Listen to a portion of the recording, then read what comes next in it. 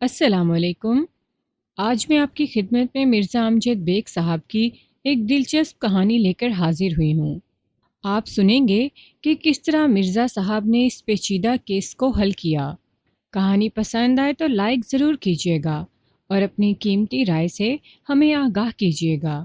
تو چلیں آج کی کہانی کا آغاز کرتے ہیں۔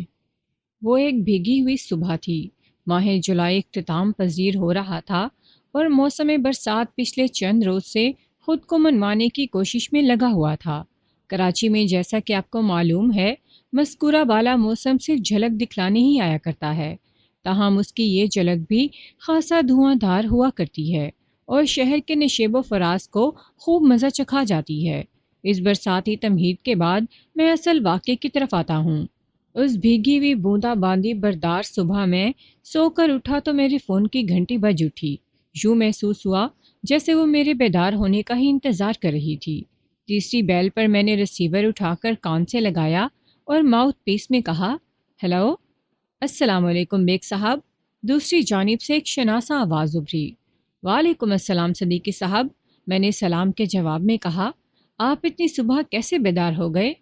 حیران نہ ہو بیگ صاحب، وہ میرے لہجے میں شامل الجھن نما حیرت کو محسوس کرتے ہوئے بولے، بیدار ہونے کی نوبت تو اس وقت آتی ہے اگر میں ایک لمحے کے لیے بھی آنکھ لگاتا۔ بس یوں سمجھیں کہ پوری رات جاگ کر گزاری ہے۔ خیریت؟ میں نے تشویش بھرے لہجے میں پوچھا۔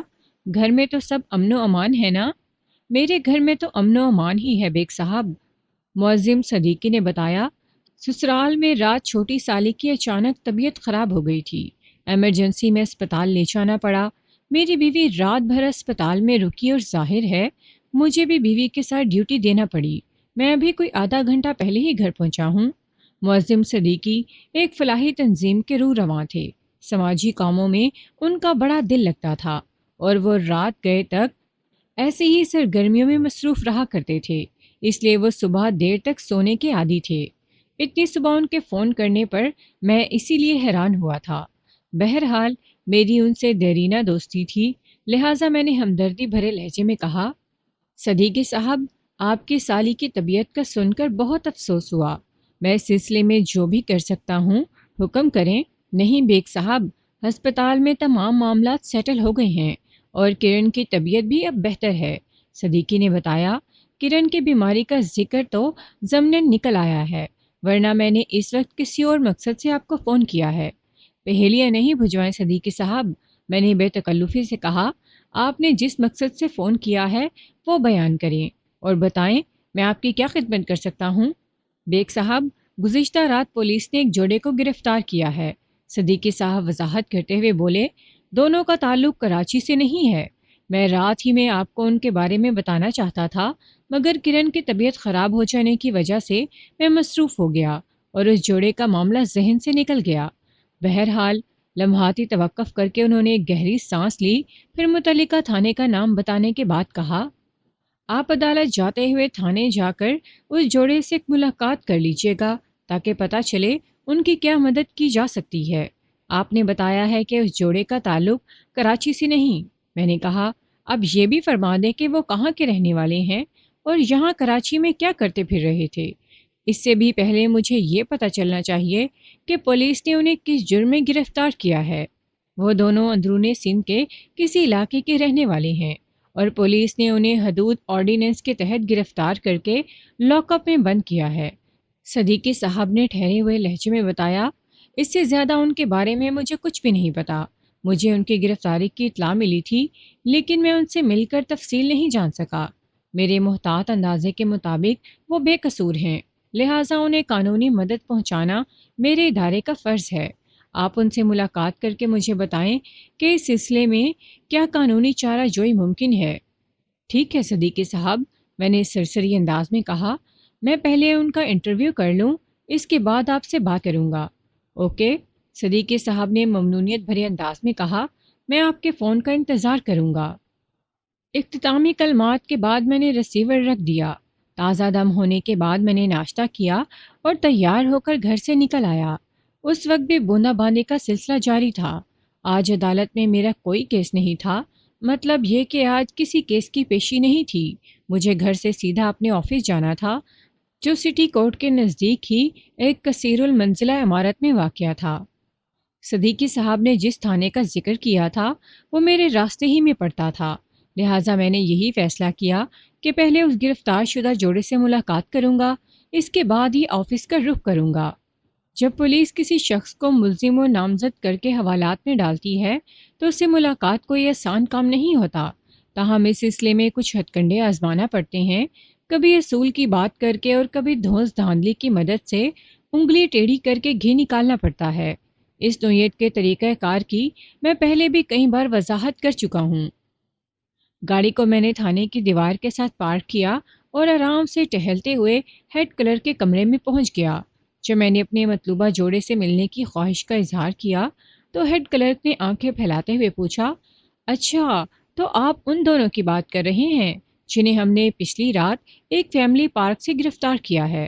وہ پارک میں بیٹھ کر سر عام فحش اور نازیبا حرکتیں کر رہے تھے۔ کیا آپ لوگوں نے گزشتہ رات ایک سے زیادہ جوڑوں کو فحش حرکات کے الزام میں گرفتار کیا ہے؟ میں نے جواب دینے کے بجائے الٹا اسی سے سوال کر ڈالا۔ نہیں، وہ نفی میں منڈی جھٹکتے ہوئے بولا، اس قسم کا ایک ہی جوڑا پکڑ کر تھانے لایا گیا ہے، ان دونوں کا تعلق کراچی سے نہیں ہے۔ ہاں ٹھیک ہے، میں نے ٹھہرے ہوئے لہجے میں کہا، بس میں اسی جوڑے سے ملنے آیا ہوں۔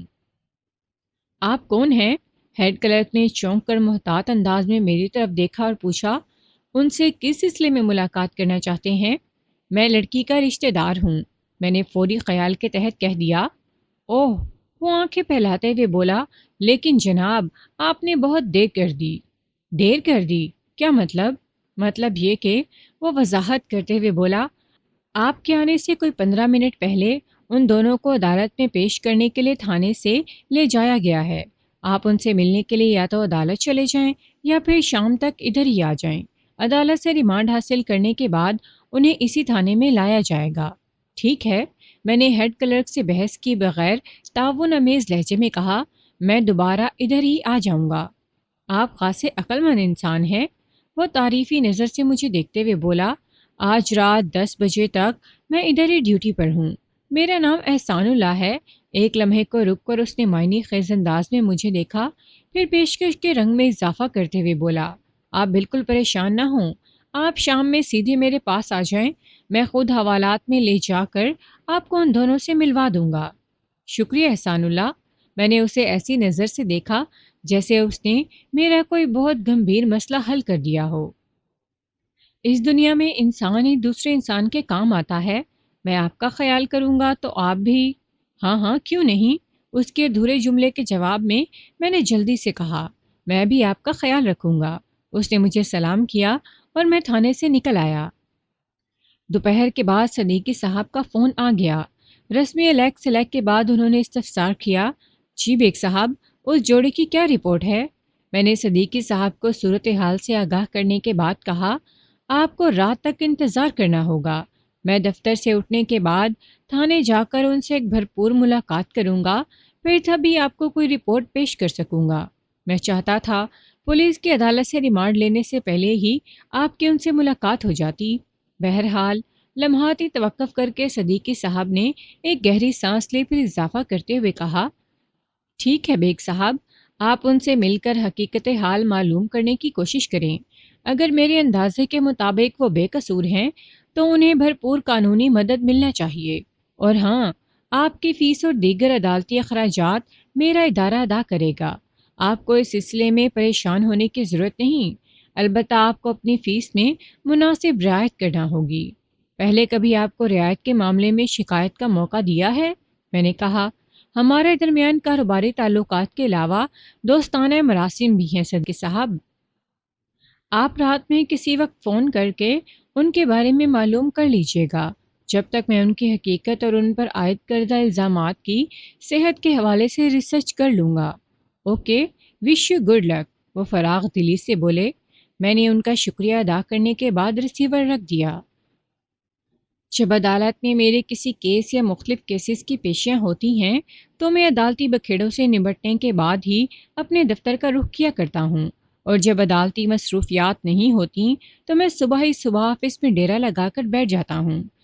اس طرح بعض پینڈنگ کام نپٹانے میں آسانی ہو جاتی ہے۔ تاہم اس برساتی دن میں مجھے آفس پہنچتے پہنچتے بھی دوپہر ہو گئی تھی۔ اس روز وقفے وقفے سے بوندا باندی کا سلسلہ جاری رہا، جس کے سبب کلائنٹس کی آمد پر بھی اچھا خاصا فرق پڑا تھا۔ لہٰذا رات کو معمول سے کافی پہلے میں نے اسٹاف کو چھٹی دے کر دفتر بند کرنے کا اعلان کر دیا۔ پروگرام کے مطابق مجھے آفس سے سیدھا متعلقہ تھانے پہنچنا تھا، جہاں وہ غیر شہری جوڑا بند تھا، جسے ایک روز بیشتر کسی فیملی پارک سے فحش حرکات کے الزام میں گرفتار کیا گیا تھا، اور آج صبح انہیں عدالت میں پیش کر کے غالباً ان کا ریمانڈ بھی حاصل کر لیا گیا تھا۔ ٹھیک 9 بجے رات میں دوبارہ اسی تھانے میں موجود تھا۔ ہیڈ کلرک احسان اللہ جیسے میرے ہی انتظار میں بیٹھا تھا۔ اس نے بڑے تپاک سے مجھے ریسیو کیا اور اپنے ہمراہ مجھے حوالات کے اس حصے میں لے گیا جہاں ایک کمرے میں مذکورہ جوڑا بند تھا۔ تاہم اس جوڑے تک پہنچانے سے قبل اس نے مجھ سے سروس چارجز بھی لے لیے تھے اور میرا نام بھی دریافت کر لیا۔ میں نے اسے اپنا نام قادر بخش بتایا تھا۔ قادر بخش صاحب، آپ اطمینان کے ساتھ اپنے بندوں سے بات چیت کر لیں، اس نے میری آنکھوں میں دیکھتے ہوئے تسلی بھرے انداز میں کہا۔ میں کسی اور کو اس طرف نہیں آنے دوں گا۔ میں نے سر کو خفیف جنبش سے ہیڈ کلرک احسان اللہ کو اس بات میں جواب دیا اور اس کے جانے کے بعد حوالات میں بند جوڑے کی جانب متوجہ ہو گیا۔ وہ دونوں بھی حیرت آمیز الجھن سے مجھے ہی دیکھے جا رہے تھے۔ لڑکی کی عمر 23 یا 24 سال رہی ہوگی۔ وہ گندمی رنگت، درمیانے قد اور بھرے بھرے بدن کی مالک کی خوبصورت اور پرکشش لڑکی تھی، اور میرے محتاط اندازے کے مطابق لڑکے کی عمر 27 کے آس پاس تھی۔ وہ عام سی شکل و صورت کا مالک اور لاؤبالی شخص نظر آتا تھا۔ میں نے چند سیکنڈ میں ان کا جائزہ لینے کے بعد ٹھہرے ہوئے لہجے میں ان سے استفسار کیا، تم دونوں سب سے پہلے مجھے اپنے نام بتاؤ اور یہ بھی کہ تم کہاں کے رہنے والے ہو۔ ان کے حلیوں کو دیکھ کر مجھے اندازہ قائم کرنے میں کسی دقت کا سامنا نہیں ہوا تھا کہ وہ اندرون سندھ کے کسی علاقے سے تعلق رکھتے تھے۔ میرے سوال کے جواب میں لڑکے نے بتایا، میرا نام شاہ نواز ہے اور یہ میری کزن سائرہ ہے۔ اس نے اپنی ساتھی کی طرف اشارہ کیا اور اپنی بات مکمل کرتے ہوئے بولا، ہم دونوں سعید آباد سے آئے ہیں، مگر آپ کون ہیں؟ میں آپ دونوں کا خیر خواہ اور ہمدرد ہوں۔ میں نے شاہ نواز کے سوال کے جواب دیا، اور آپ لوگوں کو اس مصیبت سے نکالنے آیا ہوں۔ میرا نام مرزا امجد بیگ ایڈوکیٹ ہے۔ اچھا، تو آپ وکیل ہیں؟ سائرہ نے ٹٹولتی ہوئی نظر سے مجھے دیکھا، مگر پولیس والا تو آپ کو قادر بخش کے نام سے پکار رہا تھا، اور اس نے ہمیں یہ بھی بتایا تھا کہ آپ میرے رشتہ دار ہیں۔ پولیس والے نے آپ لوگوں سے کچھ بھی غلط نہیں کہا۔ میں نے باری باری ان کی آنکھوں میں دیکھتے ہوئے وضاحت کر دی۔ میں نے اسے اپنے بارے میں یہی بتایا تھا۔ پولیس والوں سے کام نکالنے کے لیے اس قسم کی چالیں چلنا پڑتی ہیں۔ وہ دونوں مخصوص سندھی لہجے میں صاف اردو بول رہے تھے، جس سے ظاہر ہوتا تھا انہوں نے کسی حد تک تعلیم بھی حاصل کر رکھی تھی۔ میں نے وضاحت کرتے ہوئے کہا، ہاں، یہ درست ہے کہ میں تم لوگوں کو اس پریشانی سے نکالنے ہی آیا ہوں۔ کراچی کی ایک فلاحی تنظیم نے مجھے آپ دونوں کا وکیل مقرر کیا ہے، لیکن میں نے دانستہ جملہ ادھورا چھوڑا تو سائرہ نے اضطراری لہجے میں پوچھا، لیکن کیا وکیل صاحب؟ لیکن یہ کہ میں اسی صورت میں تم لوگوں کی قانونی مدد کر سکوں گا اگر تم دونوں مجھ سے بھرپور تعاون کرو گے۔ میں نے ٹھوس لہجے میں کہا، آپ کو ہم سے کس قسم کا تعاون چاہیے وکیل صاحب؟ شاہ نواز نے بے بسی سے گردن ہلاتے ہوئے کہا، ہم کو تو پولیس نے تھانے میں بند کر رکھا ہے۔ آج ہمیں یہ لوگ عدالت بھی لے کر گئے تھے۔ ان لوگوں نے ہم پر بڑے گندے الزامات بھی لگائے ہیں۔ میں ان الزامات کے بارے میں جانتا ہوں۔ اس سلسلے میں پولیس والوں سے میری تفصیلی بات ہو چکی ہے۔ میں نے بدستور سنجیدہ لہجے میں کہا، اس کے باوجود میں تم لوگوں کی مدد کروں گا اگر تم مجھے سب کچھ سچ سچ بتا دو تو۔ میں آپ سے کوئی جھوٹ نہیں بولوں گی۔ سائرہ جلدی سے بولی، آپ پوچھیں، کیا پوچھنا چاہتے ہیں؟ اور تم؟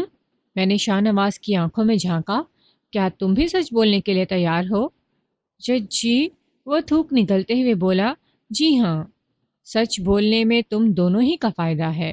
میں نے باری باری ان دونوں کی آنکھوں میں جھانکتے ہوئے معتدل لہجے میں کہا، وکیل اور ڈاکٹر سے غلط بیانی کرنے میں سراسر اپنا ہی نقصان ہوتا ہے۔ وہ دونوں خاموشی سے مجھے دیکھتے چلے گئے۔ میں نے شاہ نواز کی طرف دیکھتے ہوئے سوال و جواب کے سلسلے کا آغاز کیا۔ یہ سعید آباد جہاں سے تم دونوں کا تعلق ہے سندھ میں کہاں واقع ہے؟ سچی بات تو یہ ہے کہ میں نے سعید آباد کا نام پہلی مرتبہ سنا تھا۔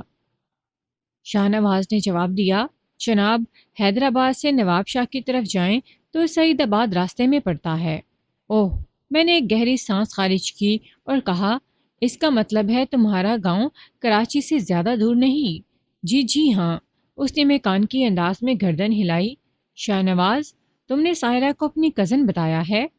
نہیں وکیل صاحب، میری بات پوری ہونے سے پہلے ہی سائرہ بول اٹھی، میں شاہ نواز کی کزن نہیں ہوں، بس ہم ایک ہی گاؤں کے رہنے والے ہیں۔ اس کا مطلب ہے تم نے مجھ سے جھوٹ بولا تھا کہ سائرہ تمہاری کزن ہے؟ میں نے گھور کر شاہ نواز کی طرف دیکھا۔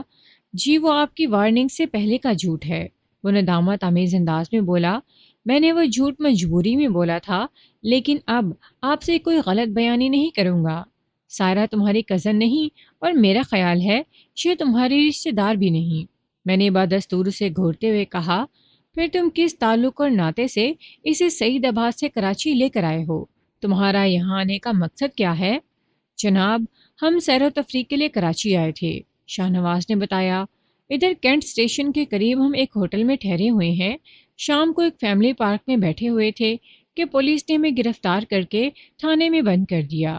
سائرہ نے اضافہ کرتے ہوئے کہا، وکیل صاحب، ہم نے کوئی چوری نہیں کی، کہیں ڈاکہ نہیں ڈالا، اور نہ ہی کسی کو قتل کیا ہے، لیکن پولیس والے بھی بار بار ہم سے یہی پوچھتے ہیں کہ ہم سعید آباد سے کراچی کیوں آئے ہیں؟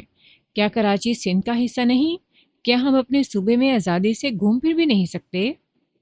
صوبے ہی نہیں بلکہ پاکستان کا ہر شہری ملک کے طول و عرض میں آزادانہ گھوم پھر سکتا ہے، میں نے سائرہ کی طرف دیکھتے ہوئے کہا۔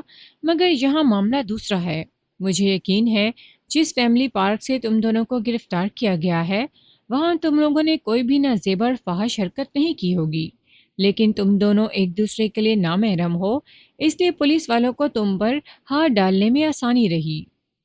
آپ بالکل ٹھیک کہہ رہے ہیں وکیل صاحب، شاہ نواز تائیدی انداز میں گردن ہلاتے ہوئے بولا۔ فیملی پارک میں ہم دونوں ایک بینچ پر ایک دوسرے کا ہاتھ پکڑے بیٹھے تھے کہ پولیس نے ہمیں فحش حرکات کے الزام میں گرفتار کر لیا، اور جب انہیں پتہ چلا کہ ہم کینٹ اسٹیشن پر واقع ایک ہوٹل میں ٹھہرے ہوئے ہیں تو انہوں نے ہم پر بدکاری وغیرہ کا الزام بھی لگایا، حالانکہ خدا جانتا ہے ہم نے کوئی گناہ نہیں کیا۔ ہم تو… وہ بولتے بولتے اچانک رک گیا۔ میں نے اس کی بات مکمل کرتے ہوئے کہا، حالانکہ تم دونوں کی نیت صاف تھی اور تم شادی کرنے کی غرض سے سعید آباد سے بھاگ کر کراچی پہنچے تھے، میں غلط تو نہیں کہہ رہا نا؟ آپ بالکل ٹھیک کہہ رہے ہیں وکیل صاحب، سائرہ سرس سیما آواز میں بولی۔ ساری گڑبڑ اس کی وجہ سے ہوئی ہے۔ بات ختم کرتے ہی اس نے شاہ نواز کی طرف اشارہ کر دیا۔ میں نے کیا کیا ہے؟ وہ الجھن زدہ نظر سے سائرہ کو تکنے لگا۔ وکیل صاحب، شاہ نواز نے مجھے یقین دلایا تھا کہ کراچی میں اس کا ایک جگری دوست رہتا ہے، سائرہ وضاحت کرتے ہوئے بولی۔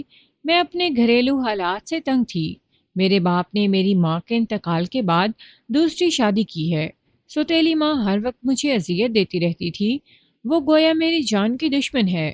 میں شاہ نواز کو پسند کرتی ہوں، جب اس نے مجھ سے کہا کہ بھاگ کر کراچی چلے جاتے ہیں اور وہاں شادی کر کے ایک نئی زندگی کا آغاز کرتے ہیں تو میں اس کی باتوں میں آ گئی اور اس کے ساتھ کراچی چلی آئی، لیکن یہاں آ کر پتہ چلا کہ شاہ نواز کا وہ دوست جس کے پاس ہمیں ٹھہرنا تھا وہ کراچی چھوڑ کر کہیں اور چلا گیا ہے۔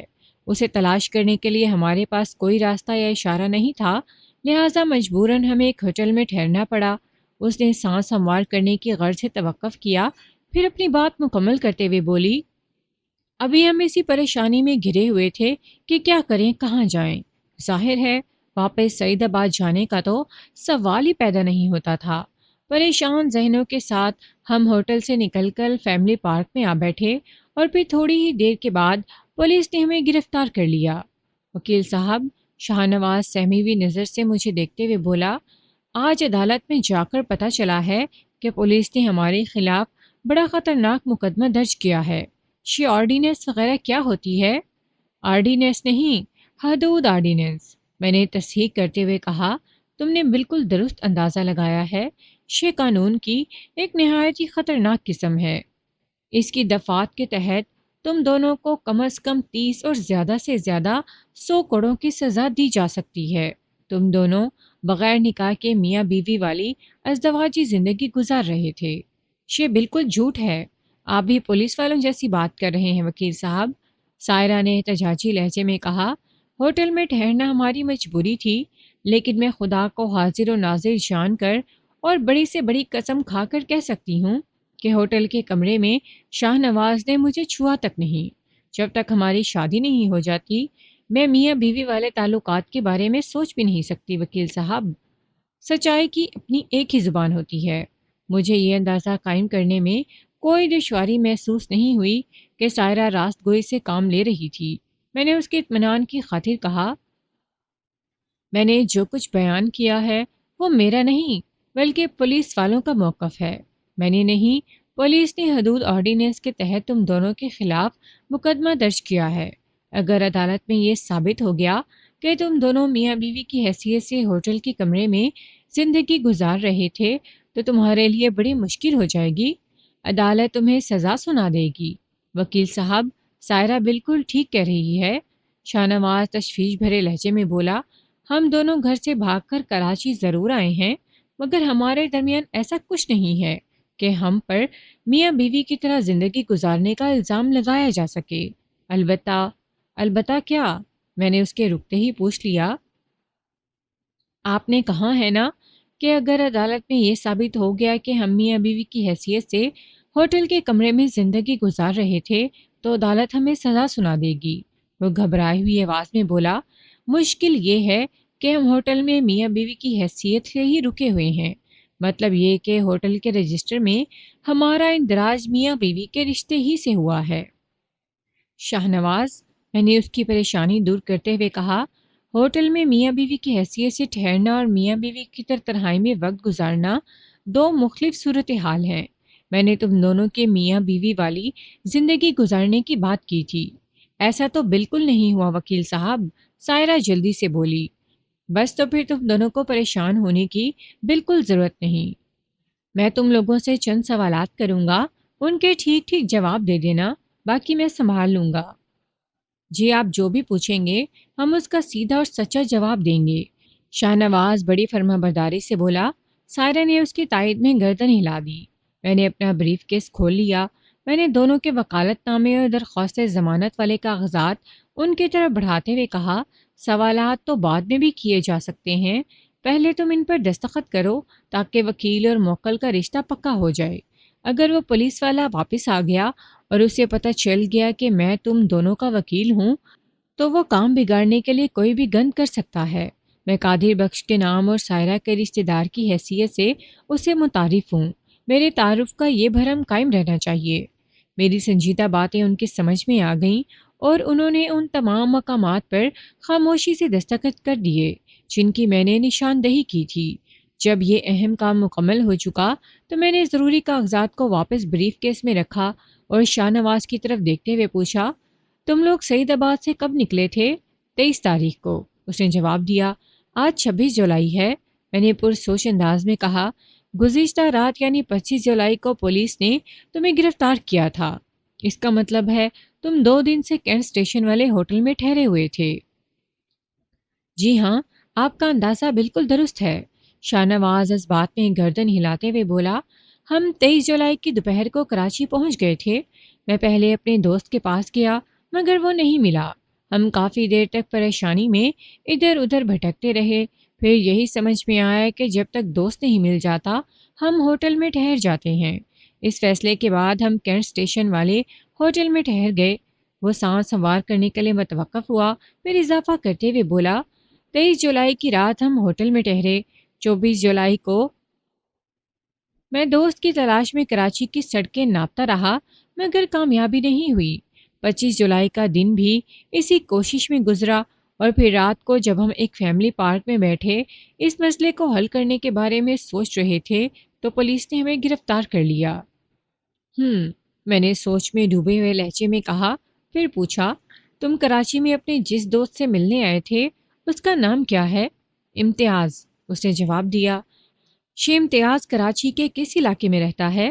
میرا مطلب ہے رہتا تھا، میں نے سوال کیا، اور اس کا ذریعہ معاش کیا تھا؟ امتیاز ادھر ڈرگ روڈ کے کینٹ بازار میں رہتا تھا، شاہ نواز نے بتایا۔ وہ صدر کے علاقے میں ایک ہیئر ڈریسر کی دکان پر کام کرتا تھا۔ کیا تم نے صدر والی ہیئر ڈریسر کی دکان پر جا کر اس کے بارے میں معلوم کیا تھا؟ میں نے اس کی آنکھوں میں دیکھتے ہوئے پوچھا۔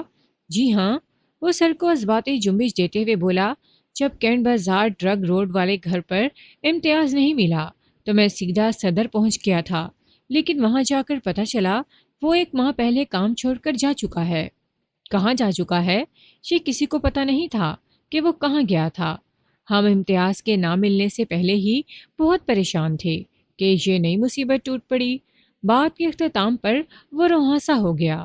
وکیل صاحب، ہم کسی بھی صورت واپس جانا نہیں چاہتے، آپ ہمیں بچا لیں، کسی بھی طرح ہمیں پولیس کے چکر سے نکال لیں۔ واپس جانے یا نہ جانے کا سوال تو اس وقت پیدا ہوگا جب پولیس اور عدالتی معاملات سے تم دونوں کی جان چھوٹے گی، میں نے صاف گوئی سے کام لیتے ہوئے کہا۔ آپ ہمیں بے گناہ ثابت کر کے رہا تو کرا لیں گے نا؟ سائرہ امید بھری نظر سے مجھے دیکھتے ہوئے بولی۔ انشاءاللہ ضرور، میں نے پورے وثوق سے کہا، لیکن اس کے ساتھ ہی ایک اور معاملہ، سنگین معاملہ بھی سر اٹھانے والا ہے۔ کون سا سنگین معاملہ وکیل صاحب؟ وہ بیک زبان ہو کر بولے اور حیرت بھری نظروں سے مجھے تکنے لگے۔ میں نے کھنکار کر گلا صاف کیا اور کہا، تم دونوں اپنے اپنے گھر سے بھاگ کر کراچی آئے ہو۔ اس کا مطلب یہ ہوا کہ سعید آباد میں کسی کو معلوم نہیں کہ تم کہاں ہو۔ کیا گاؤں والوں کو تمہاری محبت کا علم تھا؟ جی، کچھ لوگ ہمارے اس راز سے واقف ہیں۔ شاہ نواز نے اقرار میں گردن ہلائی۔ مگر یہ خبر عام نہیں ہے۔ کچھ لوگ، میں نے ایک لفظ پر زور دیتے ہوئے کہا، اگر یہ لوگ اپنی زبان بند رکھتے ہیں، جس کا زیادہ امکان نہیں ہے، تو تمہارے گھر والے تم لوگوں کی گمشدگی کی رپورٹ ضرور درج کروائیں گے۔ تم دونوں کا ایک ساتھ گاؤں سے غائب ہو جانا بہت سے پراسرار اور سنسنی خیز سوالات کو جنم دے گا، اور سب کا ذہن اسی طرف جائے گا کہ تم ایک ساتھ کہیں گئے ہو۔ اور اگر، میں نے ڈرامائی انداز میں توقف کیا، پھر ایک بوجھل سانس خارج کرنے کے بعد یوں اضافہ کیا، اگر وہ کچھ لوگ تمہارا محبت والا راز افشا کر دیتے ہیں تو سائرہ کا باپ تمہارے خلاف اپنی بیٹی کے اغوا کا مقدمہ بھی درج کرا سکتا ہے۔ تمہاری پوزیشن بہت نازک ہے شاہ نواز۔ مگر میں نے سائرہ کو اغوا نہیں کیا، شاہ نواز نے بڑے اعتماد سے کہا۔ سائرہ میرے حق میں گواہی دے سکتی ہے کہ یہ اپنی مرضی سے میرے ساتھ آئی تھی۔ سائرہ کی گواہی اور تمہارے بے گناہی کا معاملہ تو بعد میں حل ہوگا، میں نے حالات کی سنگینی ان پر واضح کرتے ہوئے کہا۔ کراچی میں تم لوگ زیر دفاع حدود آرڈیننس ایک خطرناک مقدمے میں پھنسے ہوئے ہو۔ سعید آباد میں اگر سائرہ کے اغوا کی رپورٹ درج ہو جاتی ہے تو یہ سونے پر سہاگا والی بات ہوگی، یعنی آگے کنواں پیچھے کھائی۔ پھر ہم کیا کریں؟ سائرہ نے خوفزدہ لہجے میں مجھ سے پوچھا۔ آپ ہمارے وکیل ہیں، آپ جو کہیں گے ہم وہی کریں گے۔ خدا کے لیے ہمیں اس عذاب سے نکال لیں۔ میں نے سائرہ کی آنکھوں میں دیکھتے ہوئے کہا، تم نے تھوڑی دیر پہلے بتایا تھا کہ تم اپنے گھریلو حالات کی وجہ سے خاصی پریشان تھی۔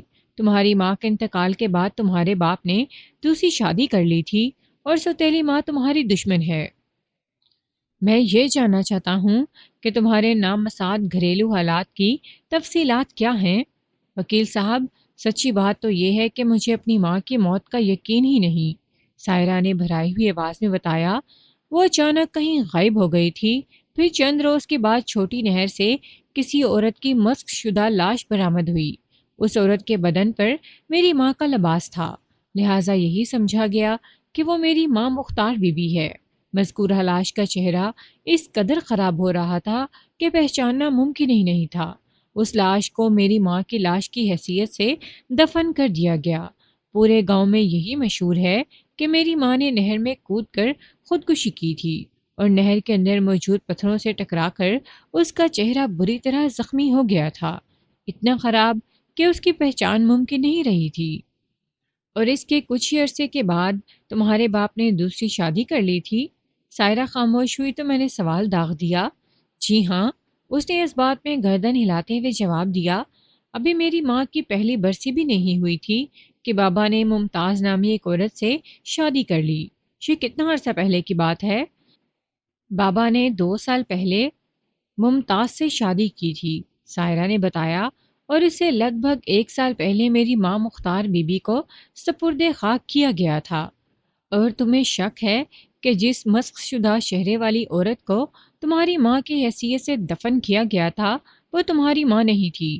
میں نے تیز لہجے میں دریافت کیا۔ شک نہیں، مجھے یقین ہے، وہ مضبوط لہجے میں بولی۔ تم اپنے اس یقین کو احتجاج کی شکل نہیں دی تھی؟ آپ شاید گاؤں گوٹ کی زندگی سے واقف نہیں ہیں وکیل صاحب، وہ بے بسی سے بولی۔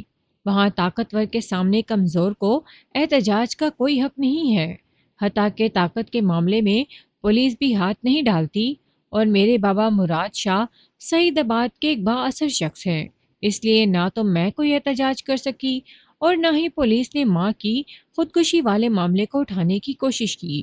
ویری گڈ، یہ تو بہت اچھی بات ہے، میں نے ایک فوری خیال کے تحت کہا۔ جی کیا مطلب؟ سائرہ سوالیہ نظر سے مجھے تکنے لگی۔ میرا مطلب ہے تم دونوں کی بچت اور باعزت رہائی کا ایک راستہ مل گیا، میں نے وضاحت کرتے ہوئے کہا۔ اب تم لوگ وہی کرو گے جو میں تمہیں سمجھاؤں گا، بولو منظور ہے؟ وہ بایک زبان ہو کر بولے، ہمیں منظور ہے وکیل صاحب۔ بتائیں آخر ہمیں کیا کرنا ہوگا؟ میں معنی خیز انداز میں اپنے ذہن میں ترتیب پانے والے فوری منصوبے سے انہیں آگاہ کرنے لگا۔ وہ ہماتن گوش ہو گئے۔ ریمانڈ کی مدت پوری ہونے کے بعد پولیس نے عدالت میں چالان پیش کر دیا۔ میں نے اپنے وکالت ناموں کے ساتھ ہی دونوں کی ضمانت کے حوالے سے درخواستیں بھی دائر کر دیں۔ یہ کیس مجسٹریٹ کی عدالت میں لگا تھا اور وکیل استغاثہ پوری تیاری کے ساتھ حاضر ہوا تھا۔ اس نے ملزمان کی ضمانت رکوانے کی غرض سے بولنا شروع کیا۔ جناب عالی، یہ معاملہ خاصا سنجیدہ اور سنگین ہے۔ شاہ نواز نامی یہ شخص سائرہ کو اندرون سندھ کے گاؤں سے سعید آباد سے اغوا کر کے کراچی لایا ہے، لہٰذا ان کی ضمانت کی درخواست منظور کرنا انصاف کے اصولوں کے منافی ہوگا۔ جناب عالی، استغاثہ کا موقف انتہائی بودہ اور مبنی بر دروغ ہے، میں نے اپنے موکلین کے حق میں دلائل دیتے ہوئے کہا۔ سائرہ اس وقت عدالت میں موجود ہے، اگر شاہ نواز اسے اغوا کر کے کراچی لایا ہے تو اس سے پوچھا جا سکتا ہے۔ مجسٹریٹ نے گہری نظر سے ایکیوزڈ باکس میں کھڑی سائرہ کی طرف دیکھا اور پوچھا، بی بی تم اس معاملے میں کیا کہتی ہو؟ کیا یہ شخص واقعی تمہیں اغوا کر کے سعید آباد سے کراچی لایا ہے؟ بات کے اختتام پر مجسٹریٹ نے شاہ نواز کی جانب اشارہ بھی کر دیا۔ نہیں سر، سائرہ نفی میں گردن ہلاتے ہوئے بولی، میں شاہ نواز کے ساتھ اپنی مرضی سے کراچی آئی ہوں۔ میں نے حوالات میں طویل ملاقات کے دوران میں ان دونوں کو جو مفید پٹیاں پڑھائی تھیں وہ اسی کی روشنی میں بات کر رہی تھی، اور میری ہدایت پر عمل کرنا ہی ان کے حق میں تھا، یہ وقت اور حالات کا تقاضا تھا۔ یور آنر، یہ لڑکی جھوٹ بول رہی ہے، وکیل استغاثہ نے چیخ سے مشابہ آواز میں کہا۔ میری سعید آباد کے پولیس اسٹیشن پر بات ہو چکی ہے، اس تھانے میں اس لڑکی کے باپ مراد شاہ نے اغوا کی رپورٹ درج کرائی ہے اور اغوا کار کے خانے میں شاہ نواز کا نام لکھوایا ہے۔ جناب عالی، یہ سب کچھ ایک غلط فہمی کی بنا پر ہوا ہے، میں نے ٹھہرے ہوئے لہجے میں کہا، ورنہ حقیقت وہی ہے جو سائرہ نے بیان کی ہے۔ جی سر، وکیل صاحب بالکل ٹھیک کہہ رہے ہیں، سائرہ جلدی سے بولی۔ مجھے کسی نے اغوا نہیں کیا، میں اپنی مرضی سے یہاں آئی ہوں۔ بی بی، اگر شاہ نواز تمہیں اغوا کر کے سعید آباد سے کراچی نہیں لایا تو پھر تمہارے آبائی گاؤں کے تھانے میں تمہارے اغوا کی رپورٹ کیوں درج کرائی گئی ہے؟ مجسٹریٹ سائرہ سے مستفسر ہوا۔ اس کا تو ایک ہی مطلب ہے کہ تم اپنے گھر والوں کو بتائے بغیر کراچی چلی آئی ہو، ہے نا؟ جی سر، یہ بات درست ہے، سائرہ نے اس بات میں گردن ہلائی۔ کیوں؟ مجسٹریٹ نے چونکے ہوئے لہجے میں پوچھا۔ تم اپنے گھر والوں کے علم میں لائے بغیر ایک نامحرم کے ہمراہ کراچی کیوں چلی آئیں؟ اگر میں گھر والوں کو بتاتی تو وہ مجھے کراچی آنے کی اجازت نہیں دیتے، سائرہ نے بڑے اعتماد سے جواب دیا۔ جناب عالی، میں نے سائرہ کی حمایت میں بولنا شروع کیا، سائرہ بالکل ٹھیک کہہ رہی ہے، یہ اپنی مرضی سے ایک خاص مقصد کی خاطر شاہ نواز کے ساتھ کراچی آئی ہے۔ اگر یہ اپنے گھر والوں کو اس مقصد سے آگاہ کر دیتی تو اس کا باپ مراد شاہ اسے کبھی گھر سے باہر قدم نہیں نکالنے دیتا۔ شاہ نواز ایک باکردار اور شریف النفس انسان ہے، جو ایک نیک مقصد کی تکمیل کے لیے سائرہ کی مدد کرنا چاہتا تھا، مگر کراچی پہنچ کر پے در پہ مشکلات کا شکار ہوتے چلے گئے اور اسی پریشانی میں بالآخر پولیس کے ہتھے چڑھ گئے۔ یہ نہ تو عشق مشوقی والا معاملہ ہے اور نہ ہی اغوا کا کیس، اور نہ ہی یہ دونوں میاں بیوی ہیں۔ ان کے بیچ صرف اور صرف ہمدردی اور انسانیت کا رشتہ ہے، اور مناسب وقت آنے پر میں اس بات کو ثابت بھی کر دوں گا۔ یور آنر، ہوٹل کا رجسٹر انہیں میاں بیوی ظاہر کرتا ہے، وکیل استغاثہ نے بآواز بلند کہا۔ یہ دونوں میاں بیوی کی حیثیت سے کینٹ اسٹیشن کے ایک ہوٹل میں ٹھہرے ہوئے تھے، دونوں ایک ہی کمرے میں سوتے رہے ہیں۔ ہوٹل کا عملہ بھی اس بات کا گواہ ہے کہ یہ میاں بیوی ہی کی طرح آپس میں بات چیت بھی کرتے تھے، اور سب سے بڑی بات یہ کہ لمحاتی توقف کر کے اس نے ایک گہری سانس لی، پھر بدستور تیز آواز میں اضافہ کرتے ہوئے بولا، سب سے اہم اور چونکا دینے والی بات یہ ہے کہ پولیس نے ان دونوں کو ایک فیملی پارک میں فحش حرکات کرتے دیکھ کر گرفتار کیا تھا۔ اگر یہ دونوں شریف النفس انسان ہیں اور ان کے بیچ کوئی رشتہ نہیں ہے، تو پھر ان کا ہوٹل کے ایک ہی کمرے میں قیام کیا معنی رکھتا ہے، اور فیملی پارک میں بیٹھ کر سرے عام نازیبا حرکتیں کرنے کا کیا مقصد ہے؟ جناب عالی، وکیل استغاثہ آپ نے دلائل دے کر خاموش ہوا تو میں نے ٹھہرے ہوئے لہجے میں مجسٹریٹ کو مخاطب کرتے ہوئے کہا، جیسا کہ میں نے عرض کیا، ایک ساتھ ہوٹل کے کمرے میں قیام ان دونوں کی مجبوری تھی۔ کسی اکیلی لڑکی کے لیے، وہ بھی دوسرے شہر کے ہوٹل میں کمرہ حاصل کر کے قیام کرنا کوئی آسان بات نہیں۔ چنانچہ یہ دونوں ایک ہی کمرے میں ٹھہرنے پر مجبور تھے، اور جہاں تک فیملی پارک سے ان کی گرفتاری کا تعلق ہے تو میں نے لمحاتی توقف کر کے گہری سانس لی، پھر بڑے سنجیدہ انداز میں اضافہ کرتے ہوئے کہا، تو میں سمجھتا ہوں کہ یہ پولیس کی زیادتی ہے۔ انہیں بغیر کسی جرم کے بلا جواز گرفتار کیا گیا ہے۔ یہ اپنی پریشانی میں فیملی پارک کی ایک بینچ پر بیٹھے سوچ بچار کر رہے تھے کہ پولیس نے انہیں فحش حرکات کے الزام میں گرفتار کر کے تھانے میں بند کر دیا۔ بعد ازاں جب پولیس کو پتہ چلا کہ ان کے بیچ کوئی رشتہ نہیں اور یہ دونوں کینٹ اسٹیشن کے ایک ہوٹل میں ایک ساتھ ایک کمرے میں ٹھہرے ہوئے ہیں، تو ان پر بدکاری اور بے حیائی وغیرہ کے الزامات بھی تھوپ دیے گئے۔ پولیس چونکہ پردیسیوں اور بے سہارا لوگوں کو گھیرنے اور تنگ کرنے کی ماہر ہے، اور یہ دونوں شکل ہی سے مسافر اور پردیسی نظر آتے ہیں، اس لیے ان بیچاروں کو فیملی پارک سے پکڑ کر تھانے کی حوالات میں بند کر دیا گیا۔ حوالات میں ریمانڈ کی مدت کے دوران میں پولیس نے ان سے رشوت میں ایک بھاری بھرکم رقم کا بھی مطالبہ کیا تھا، اور یہ وعدہ بھی کیا تھا کہ اگر یہ پولیس کا تقاضا پورا کر دیں تو ان پر بہت ہلکی سی دفعہ لگائی جائے گی، جس کی وجہ سے یہ ایک ہی پیشی میں چھوٹ جائیں گے۔